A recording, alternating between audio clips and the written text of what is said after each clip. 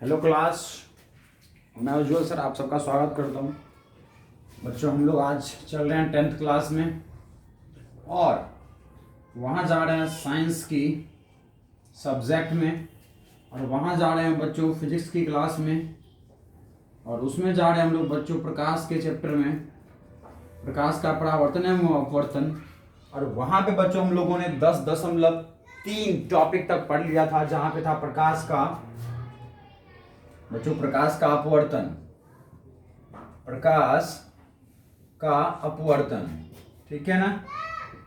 वो बच्चों मैंने आपको करवा दिया था। प्रकाश का अपवर्तन क्या होता है, ठीक है। जब प्रकाश किसी एक माध्यम से, है ना, जब प्रकाश किसी एक माध्यम से दूसरे माध्यम में, है ना, किसी एक माध्यम से दूसरे माध्यम में, ठीक है, दूसरे माध्यम में प्रवेश करता है, दूसरे माध्यम में प्रवेश करता है, ठीक है, दूसरे माध्यम में बच्चों प्रवेश करता है, तब यह, ठीक है, अपनी सरल रेखा से, अपनी सरल रेखीय पथ से, अपने सरल रेखीय पथ से विचलित हो जाता है। अपने सरल रेखीय पथ से क्या हो जाता है बच्चों, विचलित हो जाता है। तब यह प्रकाश का घटना, तब यह प्रकाश का घटना क्या कहलाता है, तब यह प्रकाश का घटना, तब यह प्रकाश का घटना प्रकाश का अपवर्तन कहलाता है बच्चों, ठीक है ना। प्रकाश का क्या कहलाता है, अपवर्तन कहलाता है ना, बिल्कुल। और इसमें हमने एक एग्जांपल लिया था बच्चों की, किसी पानी के बर्तन में हमने क्या रख दिया था, पेंसिल रख दिया था, है ना। मान लीजिए हम लोगों ने पेंसिल बच्चों इस तरह से रख दिया था, ठीक है। पेंसिल के हम लोग इस भाग को देख रहे हैं बच्चों, और आंखें हमारी मान लीजिए यहाँ पर है ना। आंखें हमारी क्या है बच्चों, यहाँ पर है, बोलिए हाँ या ना। आंखें हमारी बच्चों यहाँ पर है, यहाँ से प्रकाश की किरणें जाएंगी आंखों में, बोलिए हाँ या ना। तो बच्चों जब ये एक माध्यम से दूसरे माध्यम में जाएगी तो ये सीधी नहीं जाएगी, बल्कि अपने सतह से, अपने जो है ना जो पथ से क्या हो जाएगा, मतलब यहाँ पर जो जाएगा बच्चों, यहाँ पर ये अपने पथ से क्या हो जाएगा, इधर की ओर मुड़ जाएगा, इधर की ओर मुड़ जाएगा, है ना। मेरे आंख में इधर से मुड़ जाएगा, इधर से मुड़ जाएगा। तो बच्चों इस परावर्तित मतलब अपवर्तित किरणों को इस सतह से एक माध्यम से दूसरे माध्यम में जाना, प्रवेश करना, ठीक है बच्चों। एक माध्यम से दूसरे माध्यम में जाना, प्रवेश करना, और प्रवेश करने के बाद यह प्रकाश अपने पथ से विचलित हो गई, तो विचलित होने वाला प्रकाश ही बच्चों अपवर्तित प्रकाश कहलाता है। इसको जब पीछे आप खींचोगे, इधर पीछे खींचोगे बच्चों, इधर पीछे खींचोगे, तो यह जो बच्चों है, यह क्या है, यह सतह आपको बिल्कुल यही दिखाई देगा, यह सतह बिल्कुल बच्चों आपको यही दिखाई देगा, ये सतह, ठीक है ना। ये सतह जो प्रकाश यहाँ से निकली थी बच्चों, वो अब इस यहाँ पर आ चुकी है। जो ये सतह थी बच्चों, अब ये यहाँ आ चुकी है, ये वाला सतह बच्चों, है ना। जो प्रकाश यहाँ से गई थी वो यहाँ आ चुकी है, यहाँ मतलब कहे तो, ठीक है। अगर अच्छे से मैं फिगर बनाऊँ, या ठीक से नहीं बना बच्चों, बिल्कुल भी ठीक से नहीं बना, ठीक है, बिल्कुल भी ठीक से नहीं बना। देखो ये हमारे पास पेंसिल है, ठीक है। यह मान लो कि इसको देख रहे थे, तो ये प्रकाश इधर जा रही थी, यहाँ से इधर की ओर मुड़ गई। ये वाला भाग इधर जा रही थी प्रकाश, तो ये वाला इधर की ओर मुड़ गई। ये वाला भाग बच्चों प्रकाश ऐसे जा रही थी, तो ये वाला इधर की ओर मुड़ गई। ये वाला भाग इधर की ओर जा रही थी, तो ये वाला भाग बच्चों इधर की ओर मुड़ गई। ये वाला इधर जा रही थी, तो ये इधर की ओर मुड़ गई। बोलिए हाँ या ना। अब आप जब इसको बढ़ाओगे पीछे, तो ये वाला सतह बच्चों यहाँ आ चुका होगा, ठीक है। इसको जब पीछे बढ़ाओगे बच्चों, तो ये वाला सतह यहाँ ट्रांसफर हो गया। इसको जब पीछे बढ़ाओगे बच्चों, तो ये वाला भाग यहाँ ट्रांसफर हो गया, ठीक है।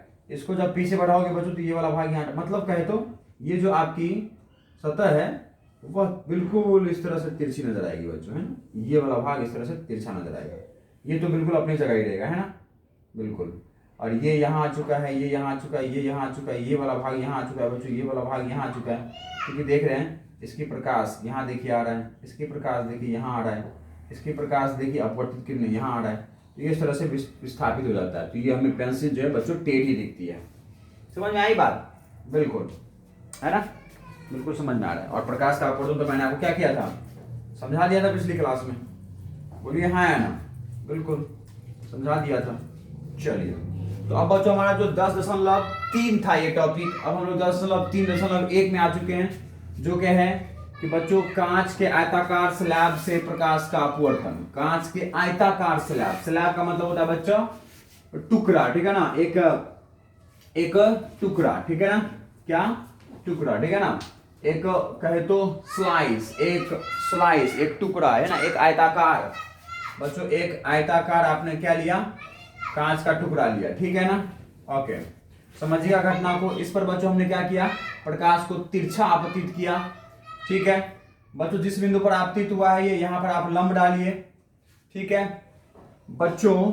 यह क्योंकि जो है ना कांच है, यह क्या है, कांच है, और बच्चों बाहर वाला भाग क्या है, यह हमारा वायु है बच्चों, क्या है, वायु, ठीक है ना, बिल्कुल। तो बच्चों प्रकाश क्या होगा, तेज सबसे अधिक किस में चलेगी, वायु में चलेगी या कांच में चलेगी, तो सबसे अधिक वायु में चलेगी बच्चों। वायु में गति क्या होगी कांच की, मतलब प्रकाश की, वह तेज होगी। और बच्चों जो प्रकाश की जो चाल है वो कांच में क्या होगी, कम होगी। तो जिस माध्यम में प्रकाश की चाल कम होती है बच्चों, उस माध्यम को हम लोग सघन माध्यम कहते हैं। कौन सा, सघन माध्यम, ठीक है ना। और जिस माध्यम में बच्चों आपको देखने पर वह प्रकाश की चाल तेज दिखे, तो वह उस दूसरे माध्यम के मुकाबले, बच्चों ये जो विरल कहना और जो सघन माध्यम कहना है वो तुलनात्मक बातें हैं, तुलना करके, समझ गए ना, बिल्कुल। ये भी विरल भी ये सघन हो सकता है किसी दूसरे के तुलना में, समझ गए ना। तो तुलनात्मक बातें हैं यहाँ पे विरल और सघन, मतलब जिस माध्यम में भाई आपको पता है वायु में और कांच में, या फिर कांच में, बिल्कुल। तो वायु में आपको पता है इस प्रकाश को जो है ना बहुत कम रोकने वाला होगा, तो बिल्कुल वायु तेज चलेगा। जिस भी माध्यम में प्रकाश की गति तेज हो दूसरे के मुकाबले, तो वो विरल माध्यम हो गया। बच्चों जिस माध्यम में हवा के मुकाबले आपको पता है जो कांच है बच्चों और जो पानी है उसमें अवरोधक ज्यादा होंगे, प्रकाश की चाल कम हो जाएगी, तो बच्चों यहाँ पर कहे तो कांच कौन सा माध्यम हो जाएगा, सघन माध्यम। समझ में आ गई बात।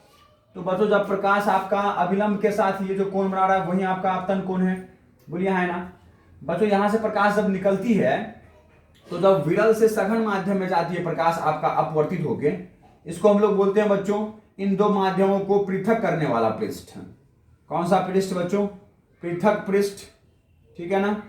ये माध्यम 1 और माध्यम 2 को पृथक करने वाले पृष्ठ क्या है बच्चों, पृथक पृष्ठ, ठीक है, ओके। इस पृष्ठ पर जब प्रकाश जिस बिंदु पर आपतित किया बच्चों आपने, वहां पर आप अभिलंब डालते हैं, अभिलंब के साथ आपतित किरण जितना कोण बनाता है उसको आपतन कोण कहते हैं, बिल्कुल। बच्चों ये पारदर्शी माध्यम है हमारा कांच, कांच कैसा होगा बच्चों, ये पारदर्शी माध्यम, बोलिए है ना। अगर बच्चों ये पारदर्शी माध्यम है तो हमारा प्रकाश जो है वो आर पार जाएगा या नहीं जाएगा, बिल्कुल जाएगा। तो बच्चों इसको पार करता हुआ इधर से इस माध्यम में आ जाएगा। तो बच्चों जब प्रकाश हमारा विरल से सघन में जाता है तो वो अपने पथ से विचलित हो जाता है और लंब की ओर मुड़ जाता है। क्या कहा मैंने, विरल से सघन में जाएगा तो नौ का मतलब लंब की ओर मुड़ जाएगा, समझ में आई। विरल से सघन में गया तो नौ से मो लंब की ओर मुड़ जाता है प्रकाश, ठीक है बच्चों। इसका वास्तविक पथ कौन सा था, अगर प्रकाश को हम आगे बढ़ाएं तो देखिए ये है इसका वास्तविक पथ, बोलिए हाँ या ना, प्रारंभिक पथ। लेकिन प्रकाश अपने प्रारंभिक पथ से बच्चों क्या हो गया, मुड़ गया, और ये वाला कोण ही अपवर्तन कोण है, बोलिए हाँ या ना। बच्चों प्रकाश फिर किसी एक माध्यम में, ये कांच है ना, तो एक बार अपवर्तित होने के बाद अब ये बिल्कुल बच्चों इस माध्यम में एक सरल रेखा पे चलेगा। किसी एक माध्यम में प्रकाश सरल रेखा पे चलता है बच्चों, ये सरल रेखा है क्या, नहीं है ना। क्यों नहीं है, क्योंकि माध्यम बदल गया बच्चों। ये वाला रेखा, ये आपतित किरण और अपवर्तित किरण, क्या ये सरल रेखा है, क्यों नहीं है, क्योंकि माध्यम बदल गया। ये किसी एक माध्यम में वायु में प्रकाश सरल रेखा पे चलता है, ठीक है ना बच्चों। ये एक माध्यम है कांच, ये बिल्कुल सरल रेखा पे जाएगा अपने पथ से, आपको बिल्कुल मुड़ता हुआ नहीं दिखेगा, है ना। तो किसी एक माध्यम में कांच से चलता चलता चलता बच्चों यहां पहुंच गया, ठीक है ना। किसी एक माध्यम में बच्चों चलता चलता क्या हो गया, ये यहां पहुंच गया, ठीक है, ये यहां पहुंच गया। अब बच्चों जब ये यहां गया तो फिर से ये दूसरे से अब पहले माध्यम में जा रहा है। जिस बिंदु पर ये बच्चों आपतित हो रहा है इस बार, उस पर आप लंब डालिए, समझ में आई, क्या डालिए, लंब डालिए, ओके बच्चों। इस लंब के साथ ये जो कोण है वो अब इस पृष्ठ के लिए आपतित कोण हो गया, तो I2 नाम दीजिए, इसका नाम I1 दीजिए, बच्चों यह पृष्ठ कौन सा है? सेकेंड माध्यम और प्रथम माध्यम को पृथक करने वाला पृष्ठ है। तो लंब के साथ ये वाला लंब है बच्चों, ये वाला, इस लंब के साथ ये किरण जितना कोण बना रही है वो क्या हो गया? द्वितीयक पृष्ठ। बच्चों मैं इसका नाम दे दूं अगर ए बी सी और डी, तो सी डी पृष्ठ के से ना, सी डी पृष्ठ के किसी, बच्चों मान लो कि इसको हमने नाम दिया एम और इसको नाम दे दिया एन, तो सी डी पृष्ठ के किसी एन बिंदु पर बच्चों एक अभिलंब खींचा हमने, तो अभिलंब के साथ ये जो किरण, अपवर्तित किरण जो कोण बना रही है वो हो गया इस पृष्ठ के लिए आपतित कोण। ठीक है। अब बच्चों ये आपको पता है कि ये वायु है और ये कांच है, तो ये तो हो गया सघन और ये हो गया विरल। तो अब उल्टा करो बच्चा, जब विरल से सघन में जाता है तो लंब की तरफ मुड़ता है, जब सघन से विरल में जाएगा, सघन से विरल में, तो लंब से दूर चला जाता है। बच्चों ये लंब से दूर हो जाता है। ठीक है ना, देख रहे हो? अगर ये वास्तविक पथ यहां होता बच्चों तो ये इस तरीके से जा रहा होता। बोलिए हाँ या ना, बोलिए। ये अपवर्तित किरण इस तरह से चले जाते हैं, लेकिन अपने पथ से विचलित हो गया। ठीक है, तो 90 मतलब ये लंब अभिलंब के साथ बच्चों जो कोण बनाता है वही कोण हमारा क्या है यहाँ पर? अपवर्तित कोण। इस सतह से अपवर्तित कोण, तो इसका नाम बच्चों हम लोग R2 दे देते हैं, इसका R1 दे देते हैं। बोलिए हाँ या ना बच्चों, इसको हम लोग क्या बोलते हैं? अपवर्तित कोण। ठीक है ना, अपवर्तित कोण।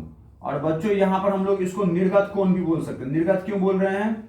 क्योंकि बच्चों ये कांच के अंदर भेजा गया था इस प्रकाश को, ये प्रकाश कांच से होते हुए अब बाहर निकला है, तो कांच के सतह से, आयताकार सतह से ये किस कोण पर बाहर निकला है? आयताकार सतह के बच्चों इस अभिलंब के साथ कितना कोण बनाते हुए बाहर निकला है?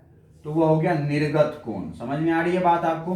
क्या ये कैमरा में विजिबल है जो मैं नीचे लिख रहा हूं? बिल्कुल। चलिए, समझ में आ रही होगी बच्चों पर प्रोसेस। बच्चों देखो, ये इसका सबसे प्रारंभिक पथ था प्रकाश का, जब हम कांच के अंदर डालना चाह रहे थे, तो यह प्रकाश जो है बच्चों, इसका कौन सा प्रकाश है? बिल्कुल प्रारंभिक प्रकाश। और इस कांच के स्लैब से जब बाहर निकला तो ये कौन सा प्रकाश है? अपवर्तित प्रकाश, निर्गत प्रकाश है ना, निर्गत प्रकाश की किरण। तो प्रारंभिक, ये कौन सा बच्चों?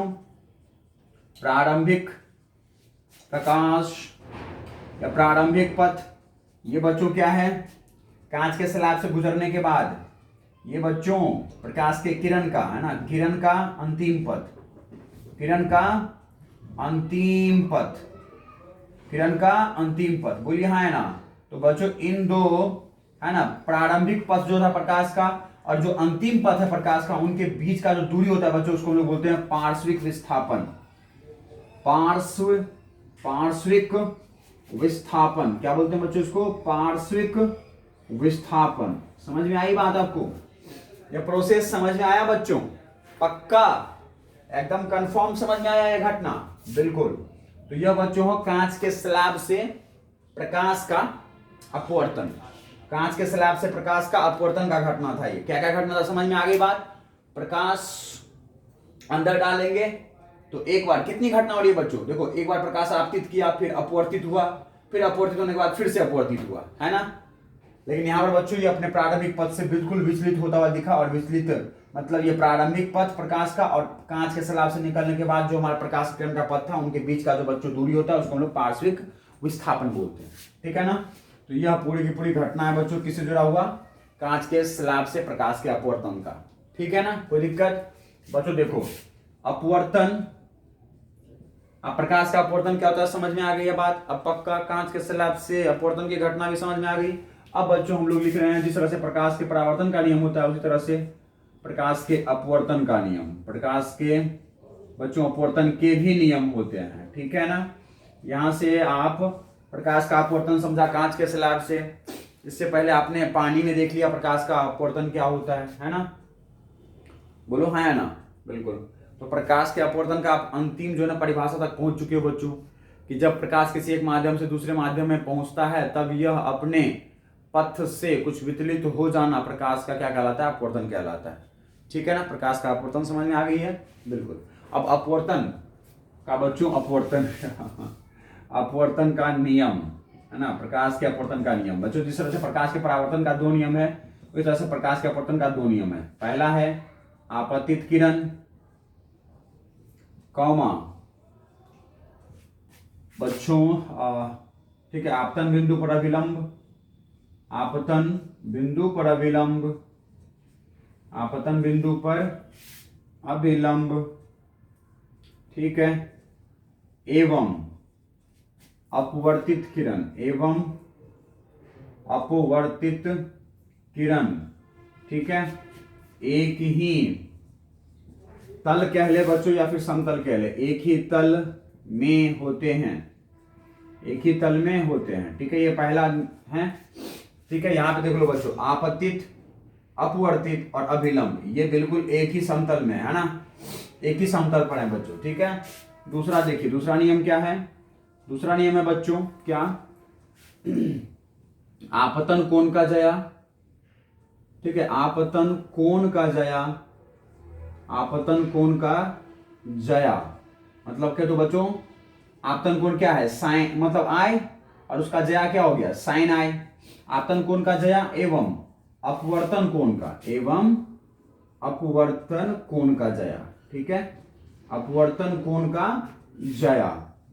बच्चों अपवर्तन कोण कौन सा था, आर, और जया का मतलब साइन, तो अपवर्तन कोण के जया का अनुपात, ठीक है ना, अनुपात है ना, का अनुपात जो है बच्चों एक स्थिरांक होता है, एक क्या होता है, स्थिरांक होता है, एक स्थिरांक होता है, जो जो ठीक है ना बच्चों, जो सेकेंड माध्यम के सापेक्ष, जो सेकेंड माध्यम के सापेक्ष, जो सेकेंड माध्यम के सापेक्ष बच्चों, सेकेंड माध्यम नहीं मतलब फर्स्ट माध्यम के सापेक्ष, ठीक है ना, फर्स्ट माध्यम के सापेक्ष सेकेंड माध्यम का अपवर्तनांक कहलाता है, सेकेंड माध्यम का अपवर्तनांक कहलाता है बच्चों, क्या कहलाता है, अपवर्तनांक कहलाता है, ठीक है ना, क्या कहलाता है, अपवर्तनांक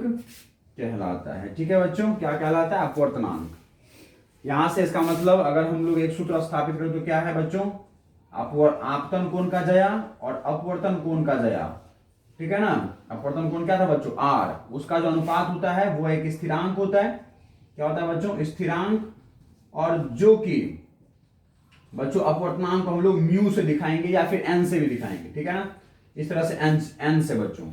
तो बच्चों एन सेकेंड माध्यम का अपवर्तनांक है किसके सापेक्ष में, फर्स्ट के सापेक्ष में, तो हम लोग लिखेंगे n/1, ठीक है ना, n/1, ठीक है ना, समझ रहे बच्चों। तो यह है क्या, अपवर्तन का नियम से यह जो है ना हमें एक, ठीक है, एक सूत्र मिला है, जिसको हम लोग बच्चों इसे इसे इसे स्नेल का नियम भी कहते हैं बच्चों, किस क्या कहते हैं इसे, इसे स्नेल का नियम भी कहते हैं, ठीक है ना, नियम कहते हैं इसे, स्नेल का नियम कहते हैं बच्चों, ठीक है। जब भी आपका बच्चों साइन आई बटा में साइन आर बराबर में स्थिरांक आ जाए या फिर अपवर्तनांक, दूसरे माध्यम का अपवर्तनांक पहले के सापेक्ष में, यह समीकरण जहां भी लिखा जाए बच्चों इसे हम लोग स्नेल का नियम भी कहते हैं, ठीक है। या पूरी की पूरी स्थिति आपको समझ में आ रही है, पक्का, अपवर्तनांक समझ में आ रहा है। अच्छा, अपवर्तनांक किसको कहते हैं, क्या कहते हैं, अपवर्तनांक क्या होता है, यह नहीं पता है ना बच्चों, समझ लो, शब्दों में आपको बता रहा हूं अपवर्तनांक क्या होता है, ठीक है ना। हमारा अगला जो है वो अपवर्तनांक की टॉपिक है 10.3.2, अभी हम लोग 10.3.1 समझ रहे थे, तो चलिए मैं इसको मिटा के जो बच्चों अपवर्तनांक ही समझाता हूं आपको, क्या होता है भैया अपवर्तनांक। तो वेट कर लीजिए, इन सब में कोई दिक्कत नहीं होना चाहिए, दिक्कत होगा तो आप अपने क्वेश्चन लेके आइएगा, फिर हम लोग साथ में डिस्कस करेंगे, ठीक है, फिजिकली रूप से डिस्कस करेंगे बच्चों। ओके, हम लोगों ने दोनों माध्यमों को अब तक अपनाया हुआ है बच्चों, ठीक है, दोनों माध्यमों को, ऑनलाइन प्लस ऑफलाइन। आपके पास कितनी अच्छी सुविधा है कि आप ऑफलाइन पढ़ रहे हैं लेकिन फिर भी आपको रिकॉर्डेड काम भी मिल रहे हैं कि भैया कभी कोई दिक्कत आ जाए तो हम लोग उस बात को फिर से समझ लें। और बच्चों कितना अच्छा है कि आप रिकॉर्डेड देख तो रहे हैं लेकिन फिर कोई समस्या आए तो ऑफलाइन चल के पूछ लेते हैं, है ना। तो बच्चों ऑफलाइन और ऑनलाइन दोनों चल रही है हमारी क्लासेस। जिनकी जी को भी ऑफलाइन का सुविधा लेना है बच्चों, आप हमारे नंबर पर कॉल कर सकते हैं। नंबर है हमारा 8306256644। जिन भी बच्चों को ऑनलाइन के अलावा उज्जवल सर से ऑफलाइन की सुविधा लेनी है वह कॉल करें 83062, ठीक है, 56644, जो ऑफलाइन नहीं आ रहे हैं बच्चों। और हमारे पास बहुत सारे बच्चे ऑफलाइन आ रहे हैं, जो ऑफलाइन पढ़ रहे हैं। जो ऑफलाइन नहीं आ रहे हैं उन्हें ऑफलाइन लेने के लिए इस नंबर पे कॉल करनी है, ठीक है। चलिए अब आगे बढ़ते बच्चों, हमारा जो 10.3 सेकेंड टॉपिक है वो है हमारे पास अपवर्तनांक। क्या है? अपवर्तनांक, ठीक है, अपवर्तनांक है। बोलिए हाँ या ना, पक्का? ठीक है। देखिए बच्चों, अपवर्तनांक क्या होता है, इसको हम लोग इंग्लिश में बोलते हैं रिफ्रैक्टिव इंडेक्स। क्या बोलते हैं इसको? रिफ्रैक्टिव इंडेक्स कहते हैं, ठीक है। क्या होती है बच्चों अपवर्तनांक? क्या होती है? तो यह किसी माध्यम का गुण है जिससे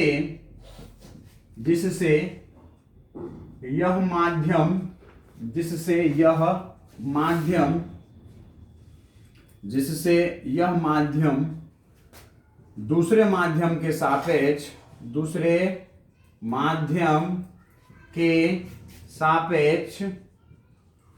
प्रकाश को उसके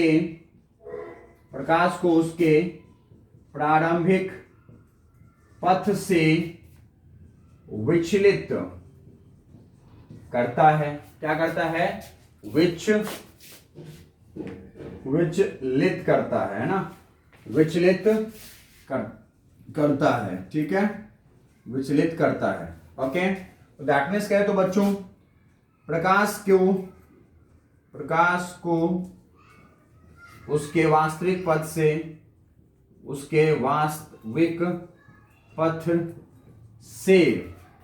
विचलन की क्षमता उस माध्यम का, ठीक है, उस माध्यम का अपवर्तनांक कहलाता है। उस माध्यम का क्या कहलाता है बच्चों? अपवर्तनांक कहलाता है। समझ में आई बात? क्या कहलाता है बच्चों? अपवर्तनांक कहलाता है। समझ गए ना? बिल्कुल समझ पा रहे हैं आप? स्पष्ट समझ रहे हैं आप? बिल्कुल सब क्लियर आ रही है? चलिए ठीक है बच्चों, अपवर्तनांक को हम लोग n या म्यू से व्यक्त, ठीक है ना, व्यक्त कर सकते हैं, ठीक है ना, व्यक्त कर सकते हैं। कोई दिक्कत, पक्का नहीं होना चाहिए, है ना बच्चों। म्यू से या फिर n से व्यक्त कर सकते हैं, ठीक है ना। या तो म्यू से व्यक्त कर सकते हैं या फिर हम लोग n से व्यक्त कर सकते हैं। उम्मीद है आप समझ पा रहे हैं, है ना। ओके बच्चों देखिए, और यह जो है हमने क्या कहा कि जो अपवर्तनांक है वह बच्चों, अपवर्तनांक जो है वह एक क्या, अपवर्तनांक एक सापेक्षिक गुण है। क्या गुण है बच्चों? सापेक्षिक गुण है, ठीक है ना। किसी के सापेक्ष में यह गुण व्यक्त की जाती है, सापेक्षिक गुण है, ठीक है ना। बिल्कुल, जैसे मान लीजिए बच्चों, मैंने कहा क्या कि प्रकाश पहले माध्यम से कहां आ रही है? दूसरे माध्यम में, ठीक है ना। तो बच्चों पहले से दूसरे में आ रही है तो हम लोग क्या लिखेंगे कि अपवर्तनांक दूसरे का किसके सापेक्ष? पहले के सापेक्ष, ठीक है। तो बच्चों अपवर्तनांक बराबर में होता है दूसरे माध्यम का अपवर्तनांक बटा में पहले माध्यम का अपवर्तनांक। बोलिए हाँ या ना बच्चों। ये जो दूसरे माध्यम का अपवर्तनांक है वो क्या होता है? निर्वात के सापेक्ष। किसके सापेक्ष? निर्वात के सापेक्ष, ठीक है, सेकेंड माध्यम का। किस माध्यम का? सेकेंड माध्यम का अपवर्तनांक, ठीक है बच्चों, अपवर्तनांक। मतलब बच्चों अपवर्तनांक, अगर अपवर्तनांक एक सापेक्षिक गुण है, राशि है, ठीक है ना। तो अगर किसी का केवल किसी माध्यम का अगर अपवर्तनांक कहा जाता है बच्चों, तो वह भी सापेक्षिक बात है, लेकिन किसके सापेक्ष में? निर्वात के सापेक्ष में। समझ में आ गई बच्चों? निर्वात के सापेक्ष में। निर्वात के सापेक्ष सेकंड माध्यम का अपवर्तनांक और बटा में बच्चों ये म्यू1 क्या है? निर्वात के सापेक्ष। अगर कुछ नहीं लिखा है आगे तो समझ जाइए निर्वात। तो निर्वात के सापेक्ष सेकंड का अपवर्तनांक, है ना। निर्वात के सापेक्ष, निर्वात के सापेक्ष फर्स्ट माध्यम का अपवर्तनांक है ना, फर्स्ट माध्यम का अपवर्तनांक, बोलिए हाँ या ना, बिल्कुल। कोई दिक्कत? बच्चों जो निर्वात होती है, जो वायु होता है, उसका अपवर्तनांक होता है, ठीक है ना, उसका अपवर्तनांक होता है बच्चों कितना, 1 होता है, ठीक है ना, ओके। तो निरपेक्ष बच्चों, निर्वात के सापेक्ष में किसी माध्यम का अपवर्तनांक क्या कहलाता है, निरपेक्ष अपवर्तनांक कहलाता है, ठीक है, निरपेक्ष अपवर्तनांक कहलाता है। समझ में आ रही सारी थ्योरी, ठीक है। तो बच्चों अगर यहाँ पे हम लोग μ2 लिख रहे हैं तो दैट मींस होता है μ2 बटा में μ1, बोलिए हाँ या ना, बिल्कुल। और μ2 का मतलब जो निर्वात के सापेक्ष सेकंड माध्यम का अपवर्तनांक, μ1 क्या है, निर्वात के सापेक्ष पहले माध्यम का अपवर्तनांक। कोई दिक्कत नहीं आनी चाहिए, ठीक है बच्चों। अपवर्तनांक को जो है ना हम लोग वह प्रकाश की चाल के पदों में भी व्यक्त करते हैं। किसके पदों में व्यक्त करते हैं, प्रकाश की चाल के पदों में भी व्यक्त करते हैं, ठीक है। देखिए नीचे जाके भी स्टार्ट करते हो बॉस।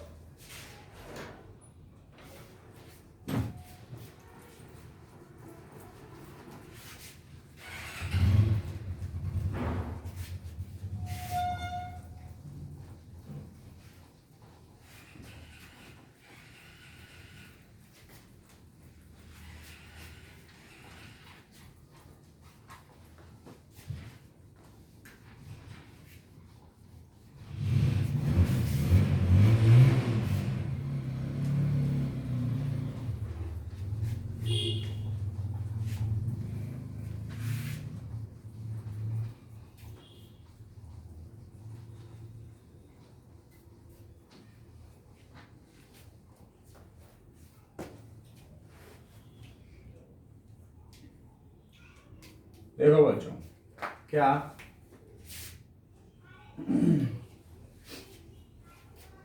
कि अपवर्तनांक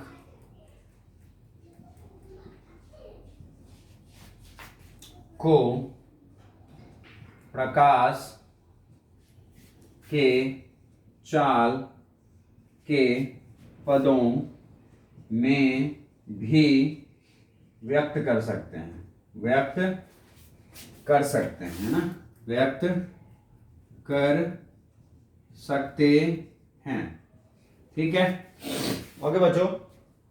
क्यों कर सकते हैं, क्योंकि देखिए बच्चों हमने क्या कहा कि अपवर्तनांक क्या है, किसी भी माध्यम द्वारा प्रकाश को उसके पथ से विचलित करना, है ना।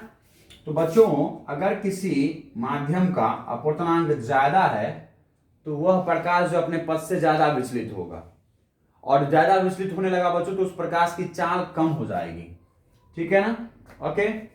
तो बच्चों जो अपवर्तनांक होती है वह व्युत्क्रमानुपाती होती है किसके, प्रकाश की चाल के, ठीक है। दैट मीन्स अपवर्तनांक अगर किसी पदार्थ का ज्यादा है तो वह प्रकाश को उसके पथ से ज्यादा विचलित करेगा, मतलब चलने ही नहीं देगा, बोलेगा चल हट जा, चल हट जा भाई, चल हट जा, है ना, उसको बार बार मोड़ेगा। और बच्चों जिसके प्रकाश की चाल घट गई, है ना, जिसके प्रकाश की चाल क्या हो गई, घट गई, तो उसको उस पर अपवर्तनांक ज्यादा कार्य करेगा। मतलब प्रकाश की चाल अगर कम, अपवर्तनांक ज्यादा, या फिर कभी जिस माध्यम का अपवर्तनांक ज्यादा है बच्चों, अपवर्तनांक ज्यादा है, दैट मीन्स वो प्रकाश को अधिक अपवर्तित कर रहा है, मोड़ रहा है, तो मतलब प्रकाश की चाल उस माध्यम में क्या हो जाएगी, कम हो जाएगी, ठीक है ना। फिर बच्चों इस तरह से नोट करके समझ सकते हैं कि प्रकाश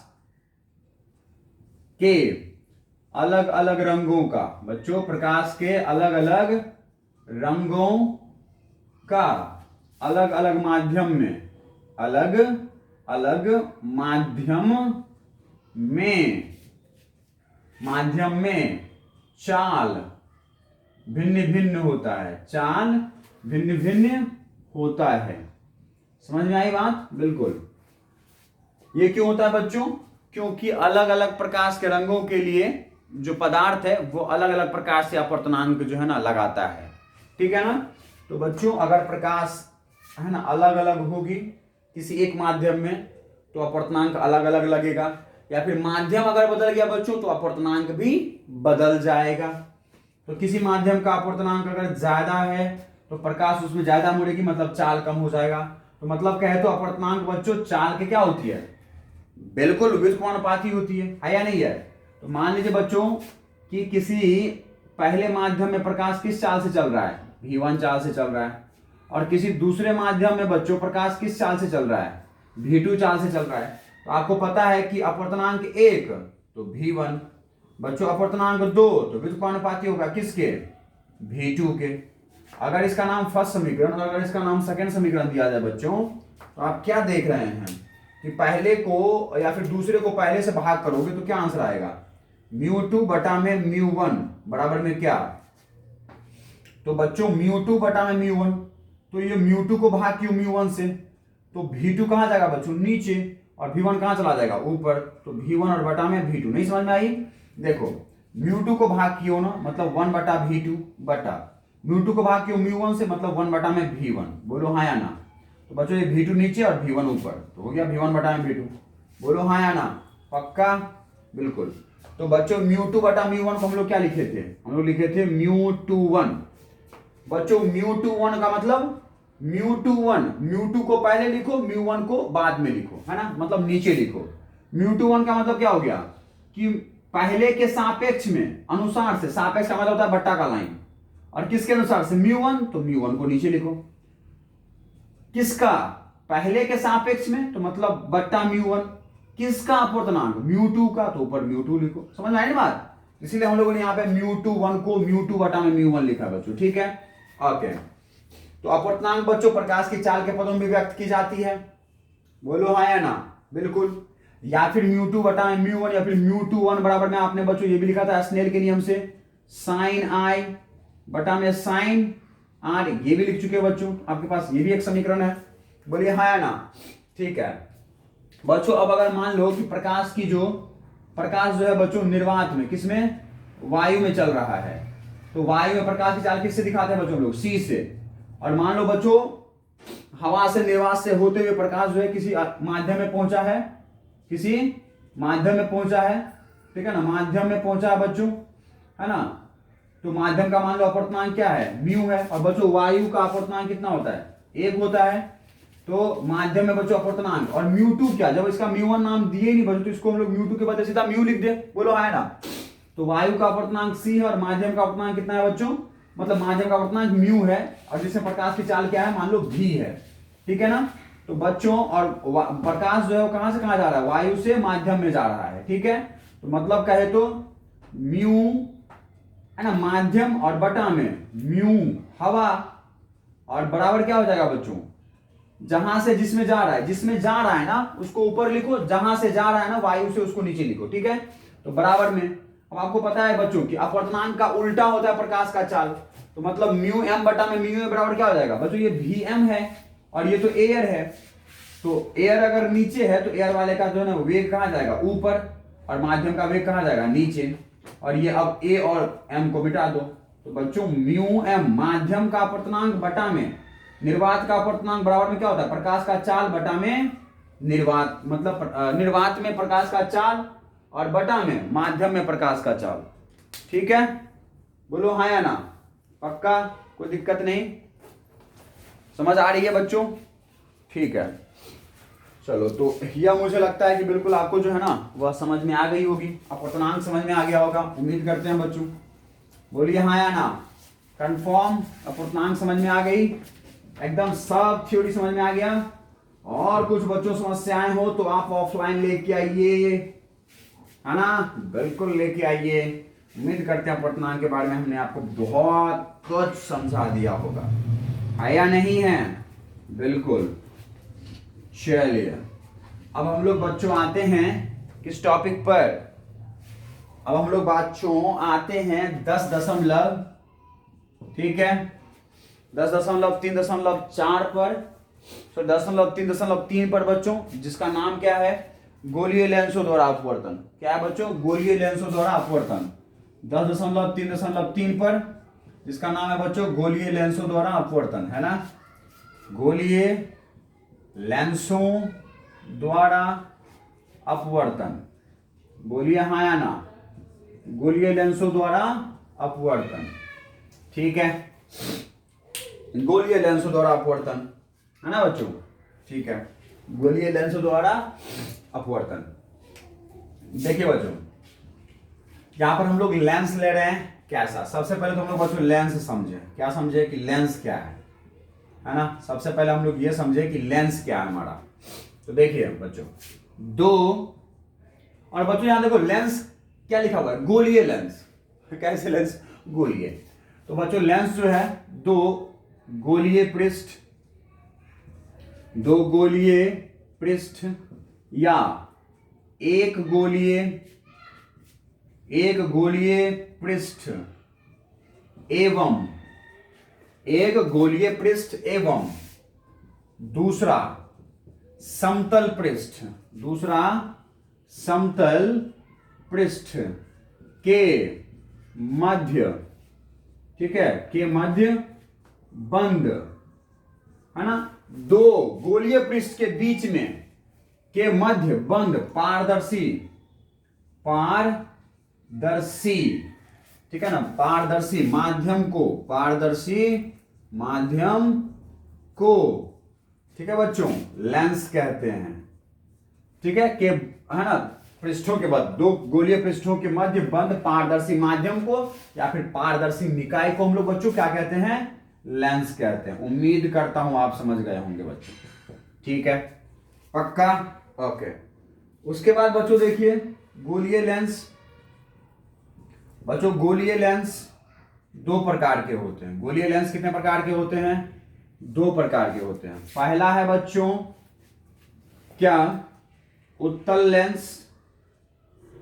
लेंस, और दूसरा है बच्चों कैसा, अवतल लेंस। कैसा लेंस, अवतल लेंस, ठीक है बच्चों, कैसा लेंस, अवतल लेंस।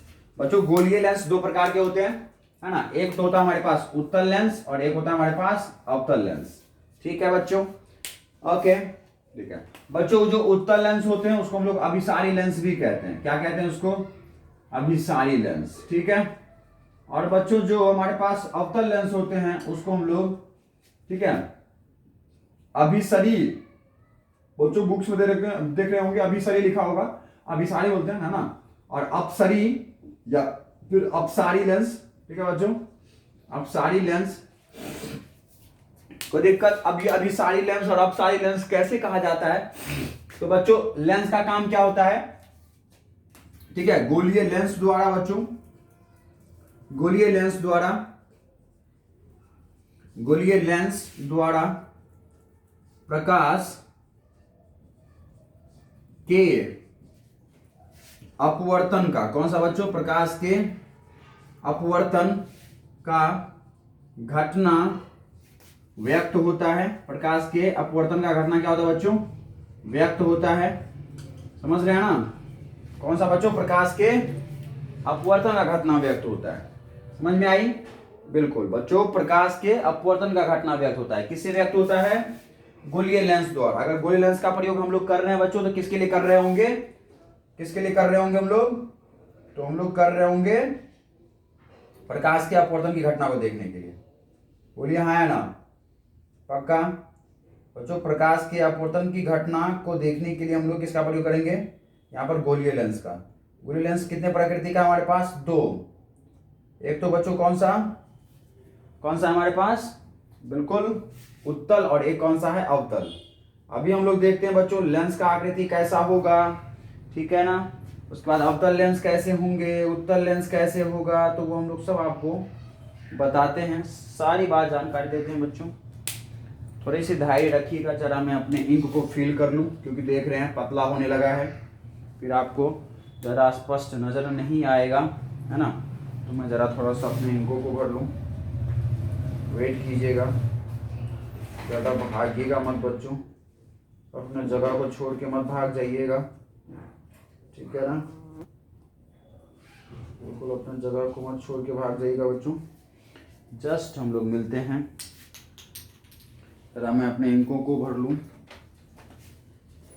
ठीक है, वेट कीजिए, स्टार्ट किया, जस्ट मिल रहे हैं बच्चों, ठीक है। चलिए देखिए, आ जाइए, तो बच्चों ये अवतल और उत्तल लेंस होते हैं हमारे पास, ठीक है। मैं इन सबको मिटाता हूँ, फिर हम लोग डिस्कस करते हैं क्या क्या है इसमें, फिर इसमें और क्या क्या मिलने वाला है विशेषताएं बच्चों, इस टॉपिक में हम लोग को क्या क्या मिलने वाला है, ठीक है। वेट कीजिए आप, या फिर स्किप कर दीजिए इस मिटाने को, इंक भरने को, है ना। जिसको बोर्ड कैसे मिटाई जाती है देखना है तो आप देखिए कैसे कैसे मिटा रहा हूँ मैं, ठीक है। बच्चों इस तरह से थोड़ा सा जोर लगाना पड़ता है, ठीक है। इस तरह से एक एक शब्दों को कई बार मिटाना पड़ता है ना। सर्दी मौसम में ये भी अकड़ जाता है, तो ऐसे मिटाते हैं बोर्ड, ऐसे वैसे जोर लगाना पड़ता है इस तरह से। जिस तरह से घर में पोछा मारते हैं ना हम लोग, इस तरह से इस पर पोछा लगाना पड़ता है कस कस के, है ना। बिल्कुल इस तरह से बिल्कुल हाथों को लगातार चलाते रहना पड़ता है, ठीक है। जैसे ही रोक दिया आप बिल्कुल मिटाने का काम वहीं रुक जाएगा, ठीक है।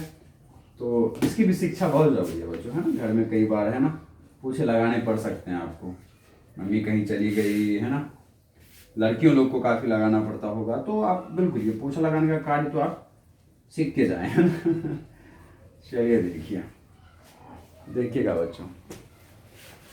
तो अब हम लोग करने वाले हैं बच्चों क्या, एक था हमारे पास अवतल लेंस, ठीक है, और एक था बच्चों हमारे पास कौन सा, उत्तल लेंस, ठीक है ना, उत्तल लेंस। ओके बच्चों, जो हमारे पास अवतल लेंस है वो आपको कैसे दिखेंगे, ऐसे दिखेंगे, ठीक है ना। ये ऐसे दिखेंगे बच्चों, ओके, ये ऐसे दिखेंगे आपको अवतल लेंस, ठीक है। जो कि क्या होता है बच्चों, जो कि क्या होता है, बीच में देख रहे हैं आप, है ना, बीच में देख रहे हैं बच्चों आप, ठीक है ना। ये बीच में देख रहे हैं आप, क्या होता है, बीच में क्या होता है बच्चों कि ये पतले होते हैं और ऊंची सिरों पर, अंतिम शीर्ष पर क्या होते हैं, मोटे होते हैं और बीच में पतले होते हैं, ठीक है ना। अवतल लेंस कहते हैं बच्चों। बच्चों अवतल लेंस ऐसा भी हो सकता है कि एक पृष्ठ गोलीय हो और एक कैसा हो, समतल हो, ठीक है ना, बिल्कुल। बच्चों जो दोनों पृष्ठ अवतल होते हैं उसको हम लोग द्वि अवतल लेंस कहते हैं। क्या बोलते हैं, द्वि अवतल लेंस। या फिर सीधा का सीधा बच्चों हम लोग द्वि हो, दोनों अवतल हो तो सीधा का सीधा हम लोग इसको अवतल लेंस भी कह देते हैं बच्चों, ठीक है। और इसको हम लोग बोलते हैं बच्चों, एक सतह अवतल है, दूसरा समतल है, ठीक है ना बच्चों, दूसरा समतल है। तो समतल वाले में अवतल नाम लगा दीजिए बच्चों, ये बच्चे बन जाएगा समतलावतल, ठीक है ना बच्चों, समतलावतल, है ना, समतलावतल। ओके, इसका नाम ये हो जाता है बच्चों, ठीक है ना। एक अवतल है बच्चों, एक समतल है। समतल में आप नाम लगाइए, अच्छा लगता है, समतल में अवतल लगाएंगे तो समतल, और उसमें देखिए आ की मात्रा है तो अवतल, समतलावतल, ठीक है ना। ओके बच्चों, उत्तल लेंस किस आकृति की होती है, इस आकृति की, इस आकृति की। बच्चों ये दोनों सतह क्या है इसके, देखिए ये बच्चों एक जो है ना उत्तल लेंस है आपका, है ना, उत्तल वक्रीय पृष्ठ है। ये कैसा है बच्चों, ये है ना वक्रीय पृष्ठ है। देखो इसमें जो बच्चों अवतल लेंस में ये जो दोनों सतह है, ये एक गोले का भाग होगा, देखिए ये गोले का भाग होगा, बोले है ना, ये भी एक गोले का भाग होगा, है ना।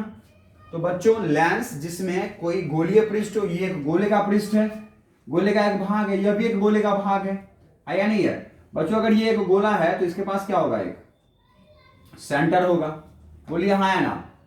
तो आगे आपका टॉपिक आने वाला है बच्चों क्या, कि वक्रता केंद्र। क्या है पढ़ेंगे आप, वक्रता केंद्र। तो क्या होता है वक्रता केंद्र, है ना, लेंस का वक्रता केंद्र क्या होता है। तो आपको पता है लेंस दो गोलीय पृष्ठों से मिलकर बना होता है, ठीक है। प्रत्येक गोलीय पृष्ठ एक गोले का भाग होता है, तो उस गोलीय पृष्ठ के या फिर वह पृष्ठ जो गोले का भाग होता है, उस गोले का केंद्र क्या कहलाता है, उस वक्रीय पृष्ठ का, उस गोलीय पृष्ठ का वक्रता केंद्र कहलाता है, ठीक है बच्चों। और लेंस में कितनी वक्रता केंद्र होंगी, दो वक्रता केंद्र होगा, इसका नाम C1, इसका नाम C2। बोलिए हाँ या ना, बिल्कुल बच्चों यह दो गोलीय पृष्ठों से मिलकर बना है, ठीक है ना। यह एक गोले का भाग है, यह एक गोले का भाग है बच्चों। अगर ये गोले का भाग है तो इसके पास एक वक्रता केंद्र होगा, इसके पास वक्रता केंद्र होगा, ठीक है, समझ में आई, C1 और C2। बोलिए हाँ या ना। तो बच्चों समझ रहे हैं आप, वक्रता केंद्र का परिभाषा समझ में आया क्या, कि लेंस के गोलीय पृष्ठ के केंद्र को, गोलीय पृष्ठ के केंद्र को, है ना, लेंस के गोलीय पृष्ठ के केंद्र को, ठीक है ना, वक्रता केंद्र कहते हैं, ठीक है ना, वक्रता केंद्र कहते हैं बच्चों, ठीक है ना।